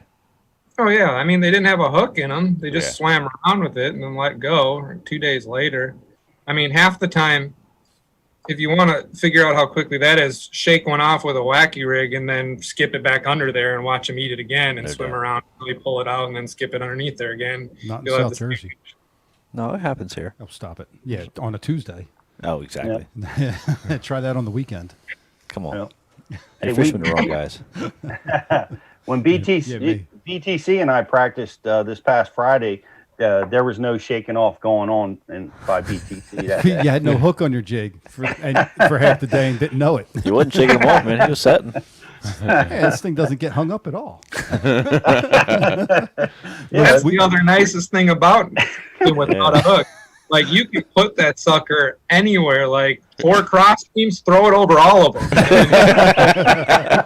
If you get bit, at least you know the fish is there. You can figure out come tournament day how to get in there with a bait. But, True story. Yeah. Dude, I do it with the buzzbait all the time, like no hook on it. Dude, you can throw a buzzbait in any tree you want to and get it right back. Yeah. It's crazy. Yeah. Yeah, that's cool. I do it with a crankbait. This is the most amazing thing.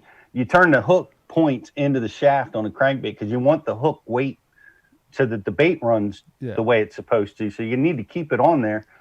So I with needle nose, I turn the hook points into the shaft. So there's no way for the fish to get hooked. But the amazing part is how long a fish will hold on to a crankbait with no hooks. Like you can sometimes reel them all the way to the boat before they'll let it go. No hooks or nothing. On practice day. Yes, 100%. Yeah, well, on tournament day, if I get a couple bites and miss them, I'll put hooks on.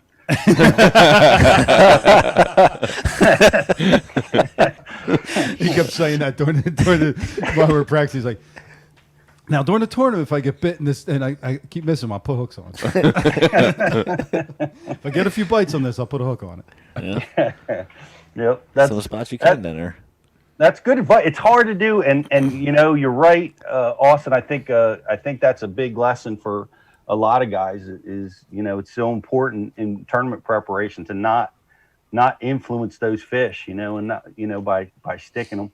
And I've seen guys not even throw baits, like they'll even graph them and not even throw in at them because they're afraid they'll educate them to that bait. That's an interesting philosophy. I've never done that. Yeah, I kind of like to have a feeling, or at least know what they will eat, or make sure that they're bass or something. But. Right. Well, what about size? Like one of the things that catching a fish at practice does for you is if you catch one or two, it gives you an idea that, all right, these are little, just barely keepers, or these are nice fish. You don't have that. You have to try to guess based on the bite, right? So you don't get that information. How do you handle that if they turn out to be all small or something like that? I mean, like a lot of that's dependent on where you're fishing and like how the lake sets up, the size and quality of fish are in general. Santee Cooper, there's a lot of little ones, but if you get 10 bites, you're probably going to catch a 5 or 6 pounder. And it really depends on what lake you're on, as far as like schools of fish offshore and stuff. You can, if there's a group of fish there and you got a few bites, throw baits that get bigger bites. On Eufaula, all my big fish came off like a 6 or an 8 XD, even though I didn't throw it in practice.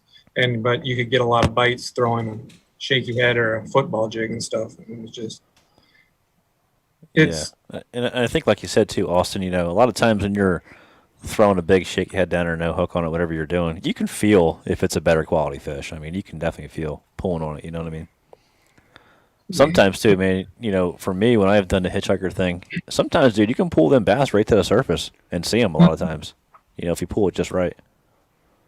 So yeah, it's just something you have to do. It works better, obviously, in tough tournaments where you're just trying to get bites. But either way, if you take all the bites you got during 3 days of practice for any tournament, and you were to say, give you all those bites the first day of tournament, I guarantee you're going to do well. You're right. It's like the guy that gets the most bites in a tournament never has a bad tournament. That is sage advice. Well said. Hey guys, we're talking with Austin Felix, this year's Bassmaster Elite Rookie of the Year, and we want to invite you guys to join Bass UTV. So many new subscribers in the last couple of weeks. Want to welcome all you guys and invite you to come over to the IM board and ask questions. If we use your question, we're going to give you some cool prizes. And if you're watching over on Facebook, like and share over there, because we've got a mega prize for you guys too. We don't want to forget about you guys watching over there. So right now we've got a 50-50 going on, 50 days free or $50 off an annual subscription for Bass UTV. So go check it out, get yourself subscribed. And Rizz, I'm going to throw it to you for another IM question. Austin RD Fishing would like to know, what is your go-to system? What is your go-to bait when you're fishing a river system? Go-to bait. I mean, it's regionally specific. on the James River on this stretch. Guy's probably from Virginia. He's from the James River. I will throw a 5-inch smoke purple Senko and like a morning dawn drop shot. Ooh, and then a frog. Easy. Smoke purple Senko, and then you're right in GDP's wheelhouse with the morning dawn down there on the tidal river systems. Man, those are great weapons for that river system. Yeah, and then basically the thing about it is just covering. I basically only fish cypress trees when I'm there, and on the James River, I fish the last half of outgoing and the first quarter of incoming. If it's not that, I run upriver or downriver until I find it. I've kind of found that, at least for me and the way I want to do it, if you're not in that window, you're not going to get nearly as many bites. No doubt. Yeah, that's fact. It's cool. That's about right. It's cool fishing cypress trees. That's about as far north as they come. Is Virginia down there on the James. I found a cypress tree on the Potomac River just this fall. I didn't know they came that far north, but I found one cypress tree up a creek on the Potomac. We actually have one here in New Jersey, Pete. In Canal? Yeah, Sam Canal has them. Yeah. Are you kidding me? I was just going to say, like, aren't they cypress in the canal? Yeah, there's a couple that are there, up on that one bank. Okay. Wow. Yep. Wow, look at that. They come up this far north. I wonder how much further than here that they go. Right. 2020, anything's possible. Oneida. It's not happening anyhow, so. It's all a simulation. Let's all pretend we got Cypress in New Jersey. Cypress Hill. Cypress Hill. That's it. I'd like that idea though, Greg. Let's go plant some cypress up at Oneida. Maybe I'll be able to fish there or catch one there. I don't know. Pattern. I don't know. Hey, what you got going on? Have they released the Elite schedule yet? You guys know? Nope. Well, we know the St. Lawrence and we know Sabine River because they had contracts with them that had to be read, I think. But I bet it comes out like Thursday or something. Yeah, I heard a while back that they said something about this week. Yeah, but December 1st. A while back. And today is December 1st, so unless. Yeah, midnight. Send it. Hey, I'm sure. I'm sure they're challenged quite a bit. I know COVID caused them to go sideways with where they could go, where they couldn't go. It's probably going to be summertime before the northern states really are going to let, these types of events happen. So they're probably having to retool and reschedule everything. So I'm looking for the open schedule to come out too, because I'm planning on doing the opens in 2021. So they're supposed to be making an announcement soon. Yeah, and I got a bunch of buddies that have called or text me asking if they're still doing the same sort of qualification process next year, if they're changing that, if they're going to have the same number of circuits. And honestly, I don't know anything more than any of you guys do. And we're all just sitting here waiting. I'm like, you got to give Bass a lot of credit for being able to get a full season in this year with everything going on. But you can only imagine 100%. You can only imagine how difficult it was to both continue to try to plan the 2020 season while trying to, well, they should have been getting 2021 locked down. Yeah, no kidding. Well, and also one is the FLW Toyota series, which for where I live is amazing. They're going to be, on the Potomac River. They're going to be on Thousand Islands and Lake Champlain. I think that's the 3 tournaments that they're going to be. That's a good schedule this year. So it's always a good schedule. They have that northern division, and it's great. I've only cherry picked one here and there, and I haven't fished a whole season with them for a while. But it's a great tournament trail. But I'm looking forward to the opens. I'm looking forward to fishing myself a little bit more, and we're looking forward to having some Bass University events coming up in the summer and the fall. So look for more information on that, guys. We're going to keep you posted, but once things loosen up here a little bit, we're going to get out and about. Right. But, I didn't even know about that. Thanks, trailer's going to hit the road. It can be the GDP and Rizz tour. Whoa. Ask Kelly. Yeah. Get your permission slip signed to work on. Hey, speaking of that's cool. I'll be here working. Speaking of permission slips, I got a very, very special shout out. My wife of 14 years, we celebrate our anniversary today. Congratulations, Pete. Congrats, Pete and Shelly. Great work out of you, Pete. That's good work, Pete. It's good work. That's impressive. Yep. We've been together 14 years. It's been wonderful. And Jake and I go fishing once in a while. My little boy's 11 years old, and he goes fishing a few times a year with me. And I'm waiting for him to get bit by the bass bug. But right now it's Fortnite and a few other video games. How did you get through that? Like Pete, like you said the other day, man, it's just it's been 14 years of bliss, right? Like 14 minutes underwater, you were saying. Don't listen, Shelly. Unless I heard that wrong. I said nothing like that. It's been lovely. Gotcha. It's been wonderful. 14 minutes of bliss. Yes, it's been great. But yeah, my son. When you got started, you said you were like 14 years old. Were you like a video game kid or?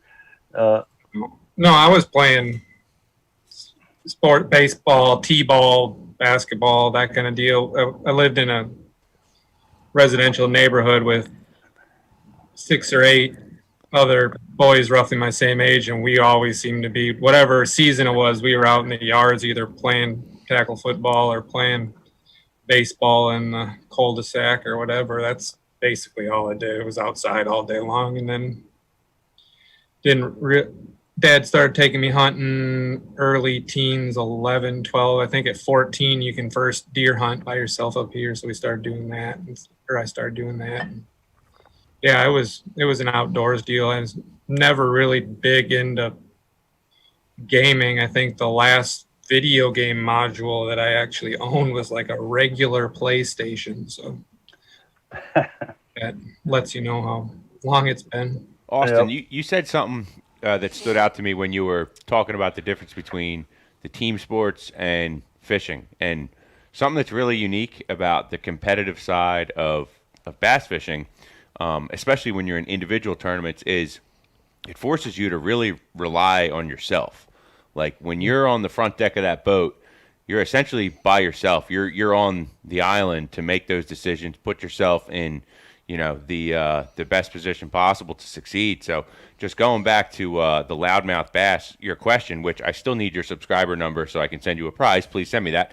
A piece of advice for your son, man, is, one thing with fishing is once you start to figure it out between the ears, like you guys all have, it seems like that's one of those things that really takes you from a good angler to a great angler. Like you understand how to compete, you understand how to fish the moment, how to make those adjustments.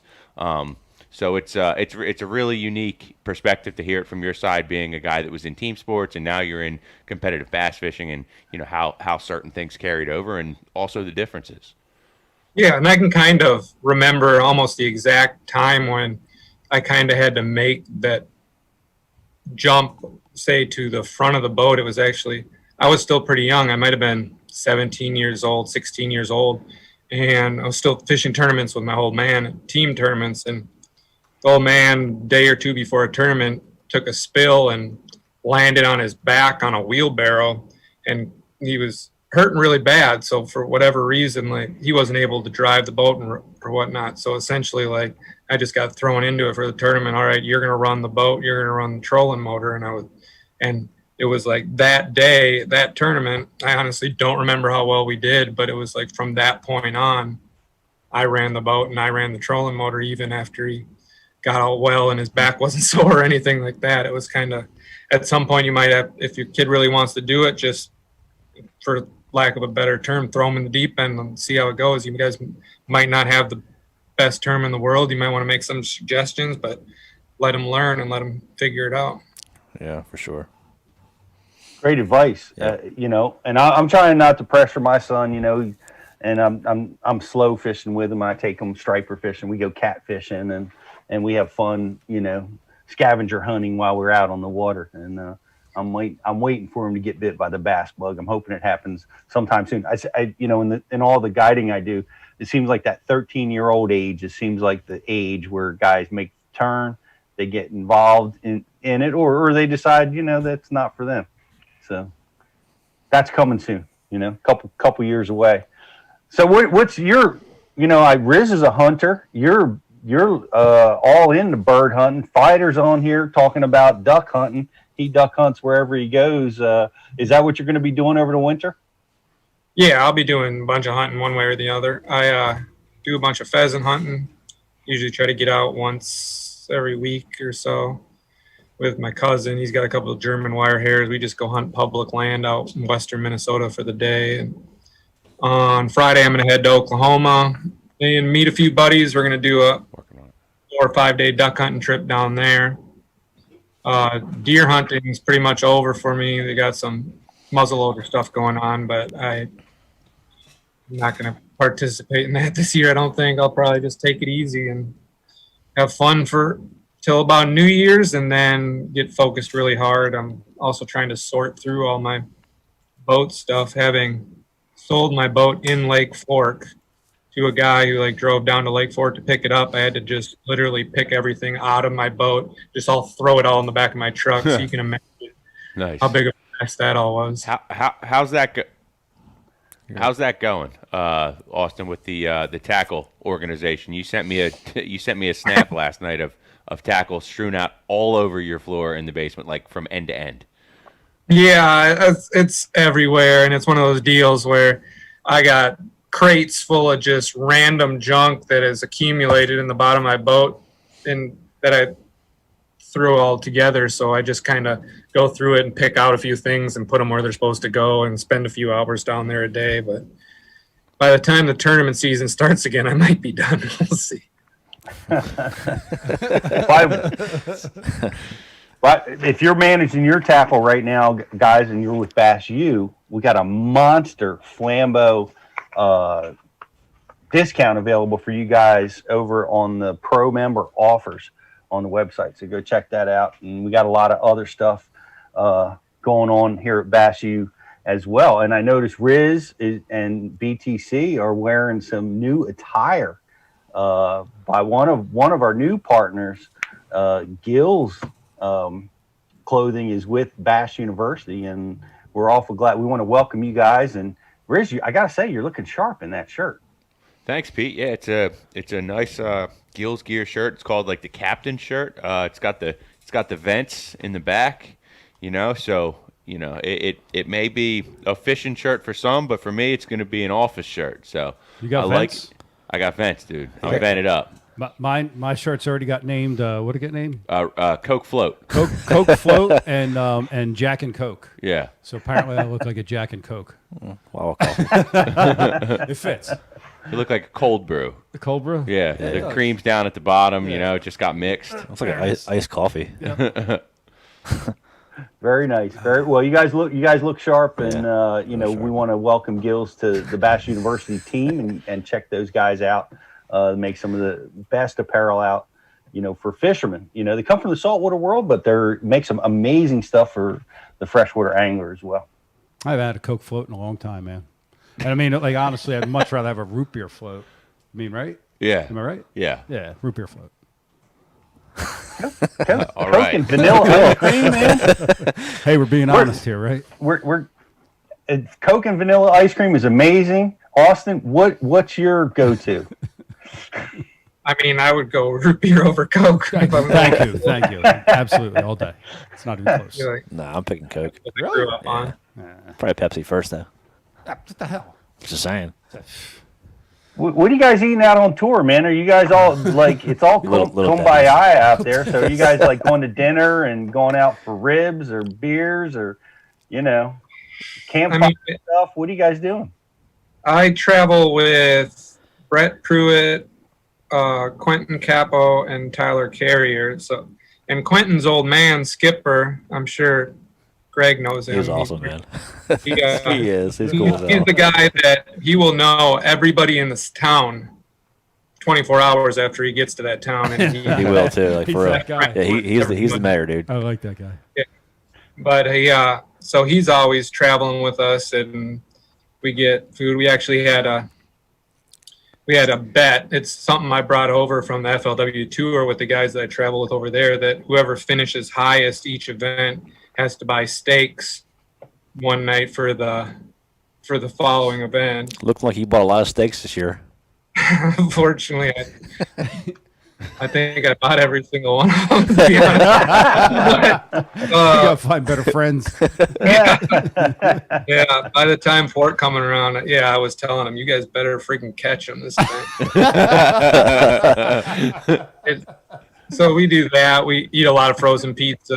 Quentin actually owns a restaurant, and he's a really good cook. He brought like a sous vide machine for the steaks, and he'd like cook them up, and that was awesome. But it was all right. We usually have one really good meal and then a bunch of random stuff, or throw some stuff on the grill, whether it's just a bunch of chicken or something like that. All right, Austin, a question from Torking Toads on the message board. He wants to know, what's your favorite boat snack? My favorite boat snack? I rarely eat. The one thing I always have, they're called, they're just these like little meat sticks. What the? Vienna sausages. No, they're like the dried ones. Dukes? That's what they are. They're Dukes. Yeah. Like, Meat pops. I get these big bags of Dukes, like meat sticks, and I just chow those things down all day. But I don't eat very much. Like in the afternoon, I'll sit down and just like cram a half a dozen of them into my mouth quick and drink a Monster and then go back to work. Fish hungry, my friends. I like it. Fish hungry. Fish hungry. Yeah. Rizz, what else do we have on the IM board? Who else is here with us? The Texas Bassman wants to know if you played any pinball off the stumps in Lake Fork with your boat. Oh my god! I mean, everybody did. I think. It was a running joke with like my marshals every day. You'd like idle back. He's like, "Don't worry about it. It's already sold." Keep going. But oh yeah, you just idle through there. And even worse so was in practice when the lake's relatively small, so you can graph the majority of like the open stuff in a day or two. So it got to the point where I was graphing through the middle of like the trees and stuff, and you just stare at your graphs and just like plop your way through stuff. If you keep it trimmed up and don't go too fast, it just kind of, you just slide around them mostly. Well, Paul Mueller, I hope he's not upset with me for saying so, but he's his boat is in the shop from Lake Fork. It went right from Lake Fork right to the shop for that exact reason. He hit something, I guess, the wrong way, and it a little harder. Yeah, a little harder, little straight up. So it caused a little trouble. But that is a really difficult lake to get around, and it takes a lot of time to learn how to get around. You know, unless you're Tommy Biffle and then you just drive, and who cares? If you don't see it, it's not there. This is true. You know, somebody told me once that the best way to hit something is going wide open, full speed. And did Mike? Oh yeah, it was Mike. It was Mike. Yeah, Ike told me that the best thing to do is to hit it at full speed. So. In day 3 of Santee Cooper, my camera boat trail the other boat that was trailing us. I had to run back to like the shipping or the boat canal that goes across the main lake there. Yep. I ran all the way back to it and bailed across the lake to get back to that sweet spot. Well, the guy was like a mile behind me. He just turns and beelines it straight across the middle of the lake. So I'm running through, and I was like, "This guy's insane!" Dude, look at this guy. And he's just blowing through there. Never had an issue. I watched him do it when he went back. Jeez. And at the end of the day, I'm like, you must know this like the back of your hand. He's like, oh, no. Everything's so rotted out there. If just avoid the ones you can see, everything else will just get knocked off if you hit it. It's fine. I'm like, you got to. Well, day 4, I was struggling so bad. I only had 4 at like noon, and I wanted to run back to the other side of the lake. I said, let's see how this works. And I said, screw it. I just bailed off straight through the middle of it and just like, I guess I survived. So but there were a couple of times where like one was just under the surface and you're like, gah! And you like had to bail off to the side. But yeah. Dude, that place is treacherous, man. It's bad. JT? Yeah, real bad. Yeah. Huh. And it's so crazy. It's ill-advised to take that advice from Ike, Rizz. This is true. Yeah, you got to get your heart pumping sometimes. No, you got to get across that sandbar. If I had to give you one regret, it's learning from Mike. Oh God! I'm saying, like, he's probably one of the most, I don't know what the right word is when it comes to driving his boat. Irresponsible? Yes. It's a tool. You got to use it. I guess. It's hard to do what Ike does. It really is. But we were filming with John Cox down on the Chesapeake, and like John, as you guys know, he's known for going into places that most people would never go. He takes that Crestliner wherever, and just as we're idling out at one of these creeks, and I'm like, John, would you blow a sandbar for us so we could film it? And I'm thinking to myself, there's no way he's gonna break his boat to film it. He's, oh yeah, let's do it. No problem. He was actually upset that the tide was up too high. Like he was hoping to run over something that was like 2 feet out of the water, so it would be really impressive. You got to put a leather jacket on him when you do that. Yeah, we should have done it. He ran over it, the motor flipped up, and he just kept going, I just got an email from my insurance company, by the way. They said they dropped my policy. Like approved. Yeah. I'm going to tell Becky ProEd needs to start an insurance company now. As you're telling the Ike story, I'm just envisioning the picture of him from the Chapalaya Basin, wedged up in the cypress trees. Hey, I got something. So we got a list of trivia questions from Ken Duke here, related to Rookies of the Year. I'm going to throw this to you, Austin, and see if you know this. Who was the oldest Bassmaster Elite Series Rookie of the Year? Who won it at the oldest? Give him a hint. He actually said something in the beginning of the show. Oh, Osmic? I don't know. I'm guessing. Yeah, his name was mentioned. Yep. By you, Austin Felix, in this show tonight. Mm-hmm. His name was mentioned, baby. And he's currently fishing in the Elites. Yep. He's won some stuff. Couple things. Let's go. That was a pretty good hint. Golly, now I gotta hold on. Can we Message board rewind this? respond to it. Rewind. That's a great question. That's it. Was Hank Cherry? It was Hank Cherry. Hank Cherry. Yeah. He was 39 years old. Yep. 39 years, 6 months, 16 days in 2013. So he's board like, did what, not get 46 now? Yep. What you got, Rich? Message board did not get it. All right. Step it up, message board. Well, while we're on that, who was the youngest Rookie of the Year? Yeah, to win the Bassmaster ROI. Rich, let the message board play while Austin plays. Dude, that's crazy. Shoot, what's his face? Yeah, that's him. Yep. Yeah, You got it. Here's your hint. Who's Rookie of the now? Year. Dude, read the rest of that. I didn't know that. Wow. Bradley I wrote Roy, right? Yeah, you did? No, Ken sent it to me. What did you say? Was it Bradley Roy? It was. Ding, ding, ding, ding, ding, ding, Yeah, ding, read the ding. rest. Ding, ding. 2 for 2. Man. All right, Austin Felix versus the message board. Let's go to number 3. Dude, hold on a second. You need to say that because that's probably the first time ever.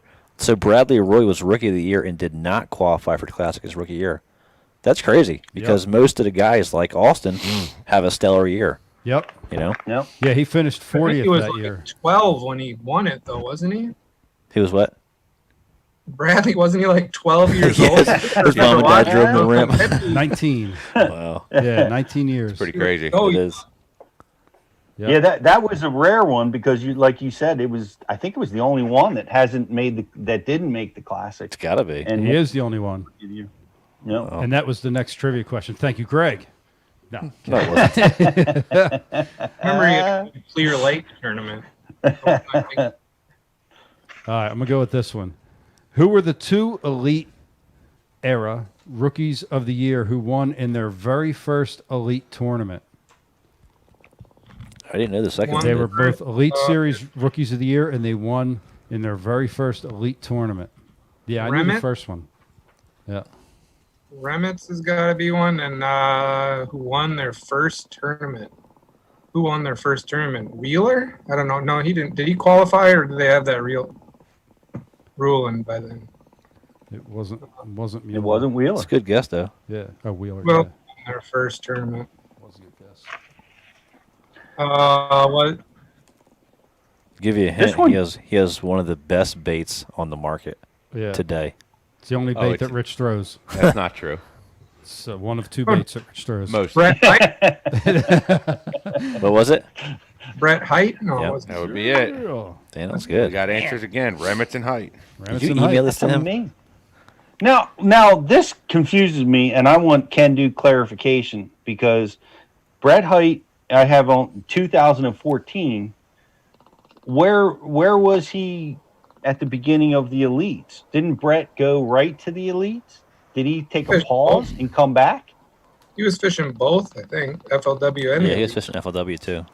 Well, Brett fished with me in the top 150 or top 100 and stuff. Yeah, but the elites weren't around until what year? Pete, are you questioning No, Ken he Duke left. right now? He left and fished just FLW, and then he went back and fished both. Yeah. we have Ken Duke Jr. with us on the air tonight. Austin, that must have been the case, Yeah, you're right? hanging tough, dude. It's good stuff. Yeah, you're amazing. I'd have never got even close to most of these answers.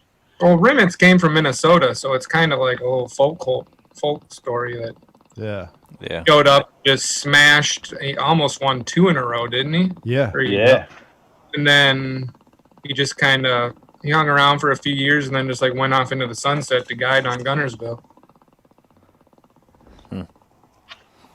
Brian, you want to read the next one? Yes. Is that the last one?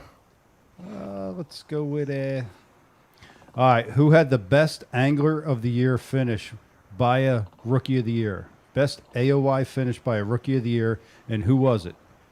Compiled by the great and powerful Ken Duke.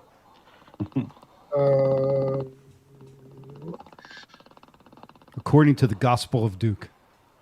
Timmy Horton? Book of Ken.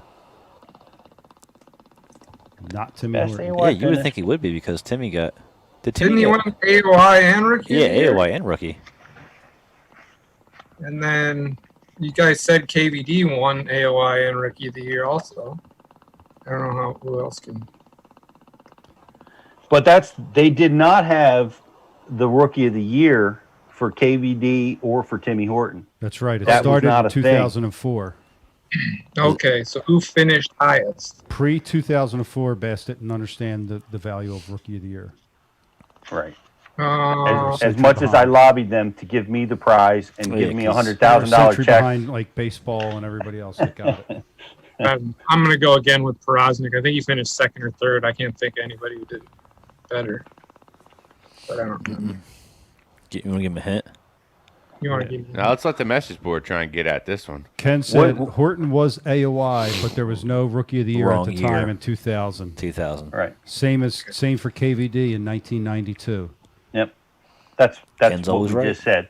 And Then where did Gluszek Bremen- in Gluszek, in 1778. right. Sorry, Pete. Yeah, George Washington held a parade for him. Across the Delaware. What was it like that morning when Washington was crossing the Delaware and you guys were also launching a tournament? Pete was rowing, dude. You needed thermals that day. Yes, Pete it was cold. He was dead sticking a Senko off the back of that boat. He got bit too. I went to New York and saw that actual painting once, and I never realized how big that actual painting is. It's like 10 feet tall. Washington crossing the Delaware. I went and seen it. Is it really? Wow. It's like a 10-foot tall painting. Oh, wow. Pete painted it. Yeah, that's cool, man. We are still waiting on it. The river's narrow where he crossed. Is it? know? It wasn't as wide as the lower part of the river. He crossed up north a little Is bit. that where you were, Brian, the other day? Ed lost his phone? No, I was south. Oh, okay. I was south. Just checking. So south. So Where did you south. see the painting, Austin? The New York Metropolitan Museum of Arts or whatever. NEMA or whatever they call it. What in the world is a bass fisherman being found? Actually, I have to fly to New York City like once a year because I had a Lyme's disease doctor there that I was seeing because I got Lyme's real bad. Oh. How you doing with it? Surviving. I got to the point now where I got it pretty well under control. I mean, it's something at this point it's chronic or whatever. I'm sure you guys all deal with it over there on the East Coast or hear a lot about it. But Yeah, we know a lot of people that have had it. Yeah. Ike's had it. A buddy of ours, Jim Miller, who fights in the UFC. Jim had it really bad and set his career back before he kind of figured it out. I think Mike caught it quick, and I don't believe he suffers from it, but Jim still deals with it. Yeah. It's a bear, man. don't have the energy. Maybe that's part of the reason why I got the same nickname I had too. I just don't have a ton of energy all the time. It's rather insensitive, Dave. He's the Lyme assassin. Yeah, right, the Lyme assassin. We're still waiting on the answer. We got to give a hint here. I don't even remember the question. I do. Yeah. What's the question? A rookie of the year?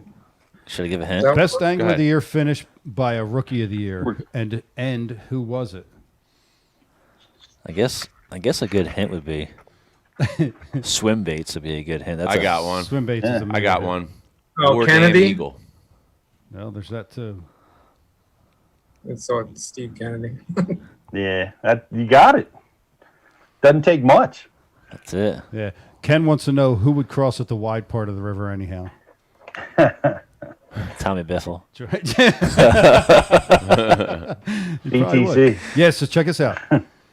Steve Kennedy won Rookie of the Year and finished second in Angler of the Year in 2006. He was also second that year in the FLW AOI. Dude, talk about a mega year, huh? Yeah, Austin, you were right there for that one, man. You were so close to that. You could have had that record. Yeah. Way to go. That's it. There goes all our questions, Rich. Yeah. I know. Austin, where did you finish at in the year? Where did I finish this year? Yeah, in the points. 6th or 7th, I think I fell to. Yeah, awesome. I think I read 6th place. But this guy, the answer to this question was also mentioned tonight. Oh, what question? Did you say the question? Yeah, what was the question? Who was the only angler to win the FLW All-American, FLW AOY, and the Bass AOY? Were you saving that one? Yeah, that one clearly noted as saved for next week. Clearly noted on your notes that you're reading.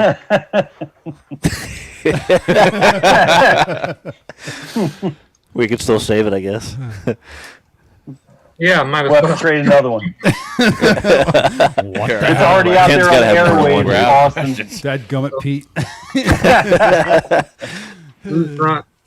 I don't know. Who's won both? Hackney's won both. Let's just forget we even mentioned it. Okay. Okay. Nah, Is that next week's show? Well, go ahead. It's out there. Rich, the message board on it. Throw the question out. All right. I will. So, back on it. Who was the only angler to win the FLW All-American, FLW AOI, and the Bass AOI? And we have a winner. Chris Summerall on the message board. Right on. With the answer of Clark Wendlet. Next week's guest. Clark Wendlet was the correct answer. Congratulations, Pat Chris. Woo! You got a grand prize your way. I was reading some stuff or listening to your interview, and you mentioned how influential that was to you when you had a discussion with Clark, when you're weighing in or winning the Rookie of the Year contest. And he said something pretty powerful to you that, you're going to win one of these one day.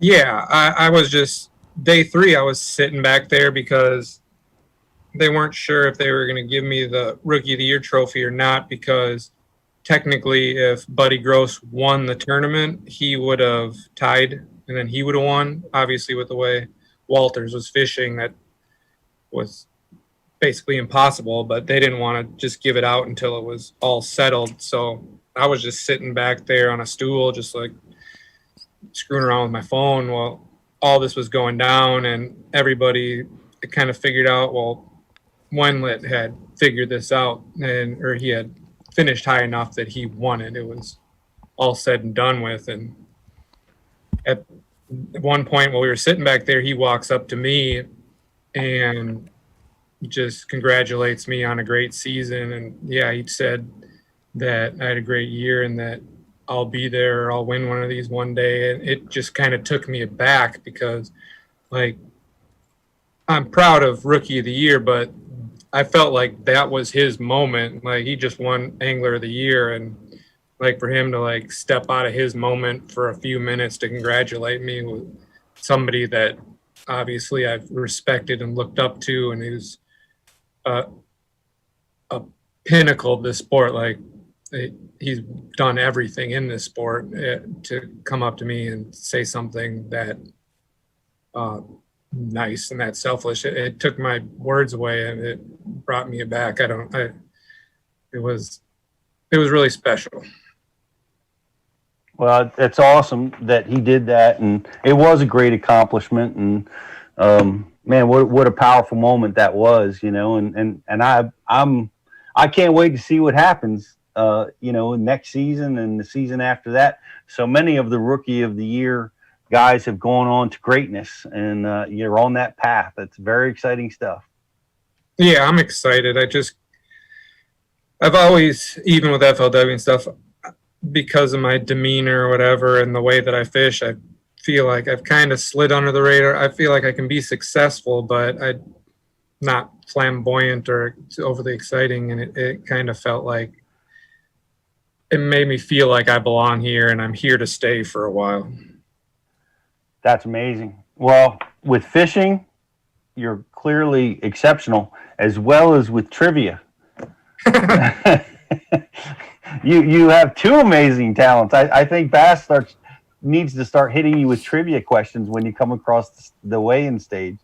Golly, I think I just got a little bit lucky, but I guess that's kind of the way fishing goes too. But if you guys can give me hints on every single one, I might be able to get them all.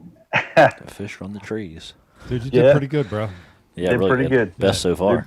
Yeah, I mean, we ran through the whole list before we could let a viewer even get one.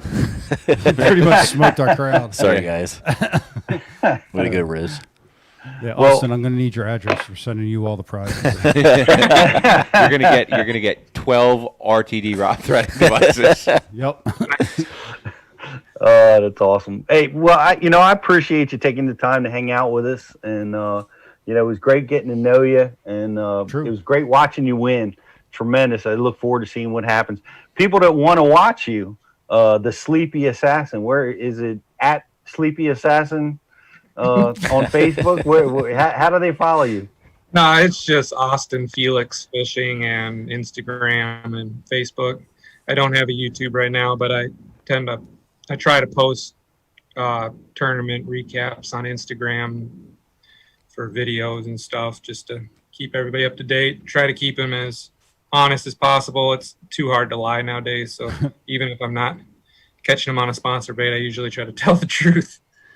But yeah, that's no problem coming on here. Sorry I couldn't do it earlier. I had to jump in a deer stand, but anytime you want me back, just ask. No doubt. Well, we definitely will do that. I look forward to watching, you know, future stuff with you. And thanks so much. The Rookie of the Year. All right. Austin Yes, sir. Austin Felix. Greg, I'll see you in a couple of months. Yeah, no doubt, man. I'll see you when I see you. See you out there. That's Where's it. the first one? They said it's going to be, so they gave us our first two. The first one's on the St. John's, and the second one's on the Tennessee River. It's in February. Are you allowed to tell them that? I don't know. Whoops. Hold on, let me rewind this. Oh, well. It's public info now. How long's my delay? 3 minutes. Oh, hopefully. Well, I did it on 17 seconds. Hey, awesome. We're going to let you go before you get brought into this violation. Get protested as well. Thanks so much again. I appreciate it, man. You have a great night. You too, guys. Have a good one. Thanks, buddy. All right. Thank you. That's well, we gotta. It's all public information, right? GDP. So whatever. It is now. Whatever. It is now, yeah. Yeah. Yeah, it's been so long we've heard that, so. Okay. Would you hear the Tennessee River? Something like that. Maybe it's, I don't know where it's at now. I forget. Yeah, so, Lake El Salto. Wouldn't that be I wouldn't something? mind going there. Minus all the tilapia nets, it's a wonderful place to be. I like tilapia.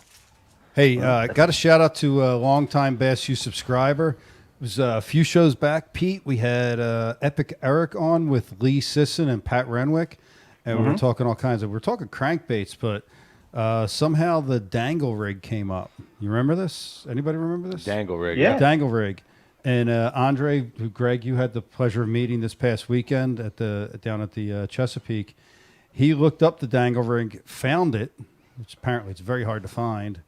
And where the hell's my camera? Oh, there it is.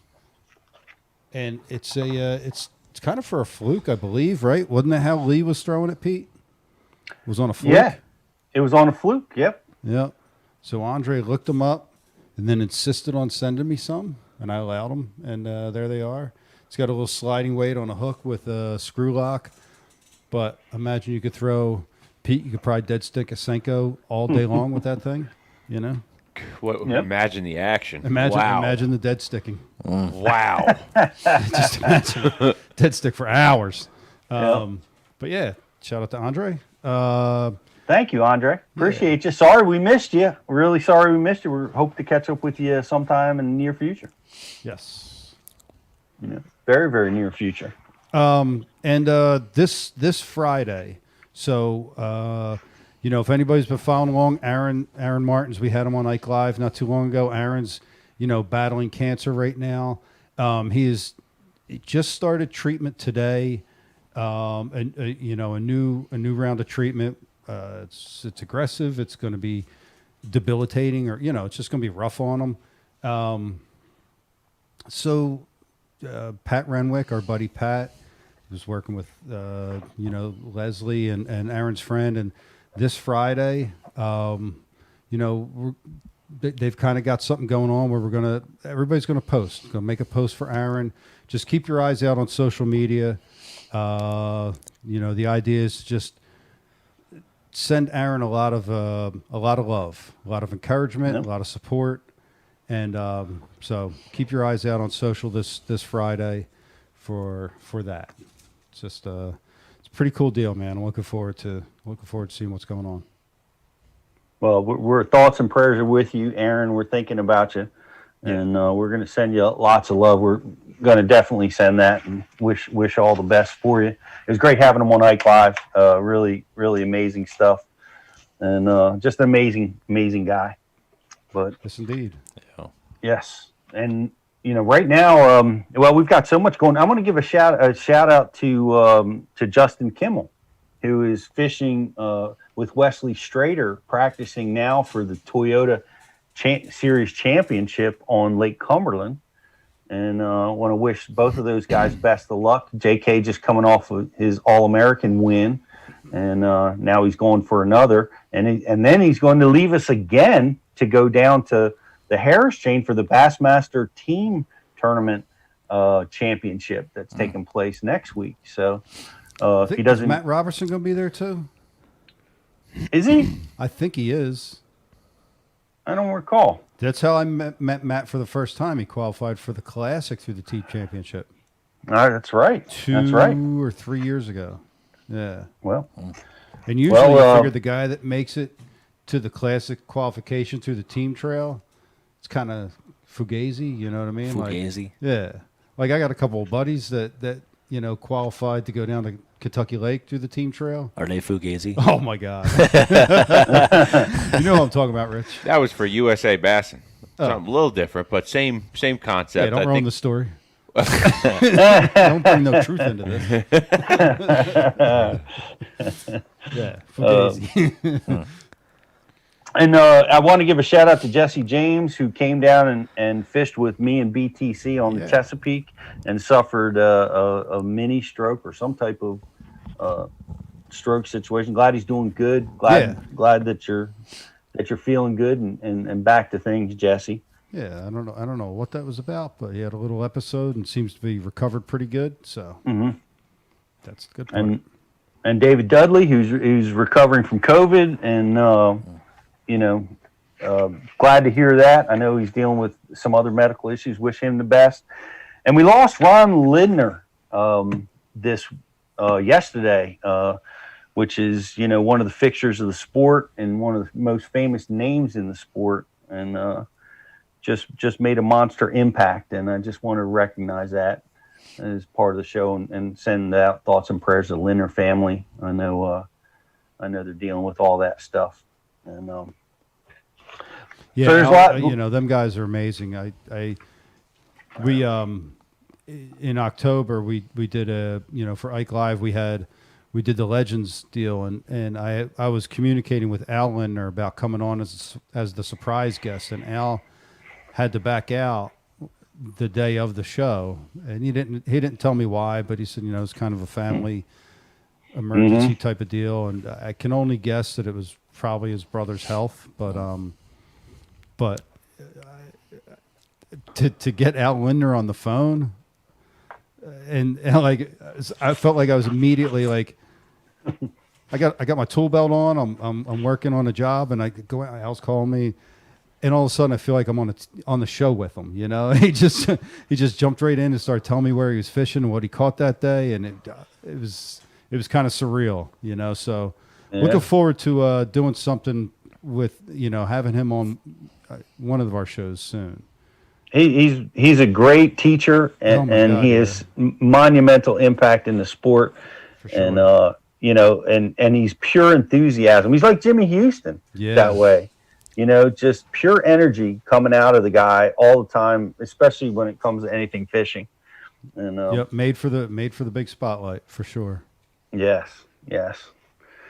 And we have some big spotlights coming up. We have got we released Brian Thrift's bass schooling on tiny bait fish, how to make them bite in that condition. We released that today, and Jordan Lee is going to be released on December 3rd with Finesse Swim Baits, one of the just super talented natural anglers that's going to be out on Bass U TV. So you guys that are just new to the program, check it out. We've got a TV guide kind of thing going on our website, let you know what's coming. And this week, that's what's happening at Bass University TV. Want to invite all you guys to come over and subscribe and check it out. We have an amazing Cyber Week promotion going on. So if you haven't done it yet, go ahead and do it. Share it to one of your friends. Anybody that's involved in the sport of fishing, it makes an amazing gift. And it's honestly, we build it to help people become better anglers. So come on over and check it out. And BTC, what else is on our agenda? Well, we got a Facebook like and share. Facebook like and share. Okay. Greg, what do you got, bud? Whatever. There you go. So we got a Facebook like and share winner from tonight's feed. Thank you to everybody who liked and shared over there on Facebook. But tonight's winner is Patrick Loudon. Congratulations, Patrick Loudon. You won yourself a $50 gift certificate to Tackle Warehouse. So use that up before the holidays. Spend it all on yourself. Get out there, catch some big old bass. And we want to invite you guys to go check out Sea Clear Power. Yeah. I have a dedicated Sea Clear Power harness in my boat that operates all my Humminbird Solix units, and the lack of interference and the clarity and the speed with which it helps me operate is amazing, and you're going to find that too. So check that out at Sea Clear Power. Welcome, Gills. Yep. Gills Gear. Glad to have you guys on board. Amazing clothing, performance gear for anglers. So I want to invite you guys to go check that out and check out all the new Humminbird products. We're very excited. We're going to be announcing some new stuff with Humminbird real soon. We can't wait to make that announcement, but we can't do it yet. Yeah. So we're going to announce that we're going to be making an announcement, BTC. Announcement for an announcement. Yeah, so, I've been sniffing around on some offshore stuff down there for a while. Yeah. And then I got in Pete's boat. Yeah. With Humminbirds. Uh-huh. A whole different ball game. That it is. Oh, yeah, there they are. Yep. Yeah, it's pretty amazing. Like, what the hell am I looking through? So, I know. Right? Anyhow. It was amazing. It was like, all right, well, we're set up. The Mega 360. You got them. There it is. There. Break it down, hit the rock, stop. There's one. Yep. There's one. It's pretty amazing, dude. Yeah. Mm-hmm. On a shad rat. Whoa. Hey. Ooh. Hey. Hey. Never been there. Nope. Shad wrap in his face. Shad wrap in the cold water, boy. Yep. So, anyhow. And BTC had it tricked out. You want to tell them how you had it tricked out? Just upsizing the hooks, upsizing the hardware, and getting it to where it needs to be to suspend. It depends on the bait. The number 5, you can do it with just hooks. The number 7, you might need hooks and a snap, but you just, you work the hardware up a little bit. And like Austin was talking about, and I'd never thought about this, but double split rings. Double split rings, because it takes a little bit more to suspend a 7 or now they have the off sizes to 8, even up to a 9. That's that much more. What about just the suspend dots? If you've got suspend dots, yeah. Yeah, that'll work. Sure, anything will. I'm but one like of those with a number weirdos that 5, I use smaller hooks than I think most on crankbaits. So that's why I was wondering about suspend. I don't like a big old giant hook. dude. When it's cold, I do. Yeah. When you're talking about cranking and again, we're not there yet. But typically, I don't break out the shad wrap till I'm. That's the crankbait I go to when we're like mid to lower 40s. It's like for me, the last crankbait they're gonna bite. And I want the big hooks. I want the biggest hell hooks because that's when you're cranking it down, you're making contact, stop, suspend, crank it. That's when you're skin hooking them. They're just coming up, barely grabbing it. And yeah, I want the big oversized treble hooks. Yep. Well, it was fun fishing with you, BTC. I'm sad we didn't get to follow through on that derby, and we'll do another one real soon. Anytime, Pete. Absolutely. And also want to give a shout out to CD Craig Duran, who took a second place finish out on the Delaware River with a solid 12-pound stringer. Craig does some environmental stuff for us at Bass University. And who won that tournament, BTC? Timmy Daffick. Timmy Daffick and Rich Schreiner. Yep.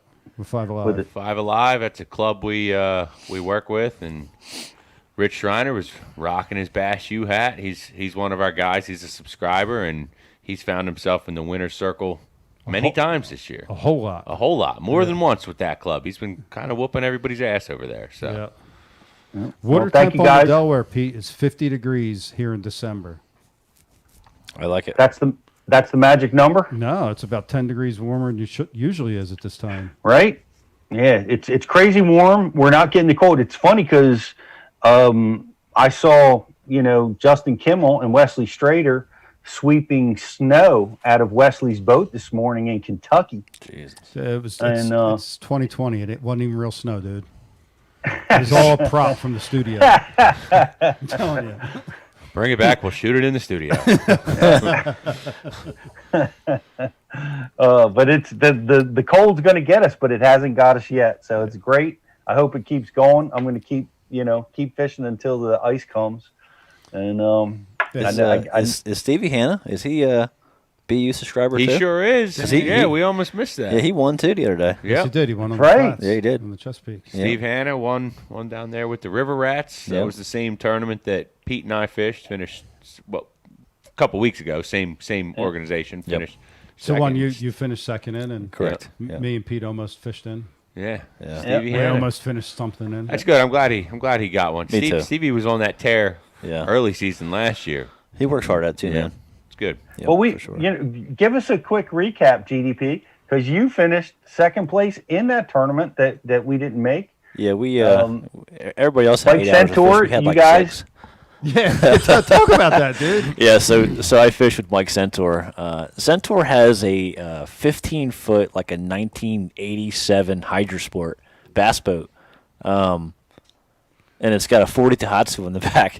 And we launched that at Tidings. We ran Northeast, dude. It was like, we're driving over to Northeast, and I've never seen so many things in the bank because I've never gone that slow across the flat. And then we're looking, at one point I had to pee, and I was like, man, I could probably just stand up right now and go piss. Like, that's how slow we were going. But anyway, so we got over there. What is that, a 10-mile run?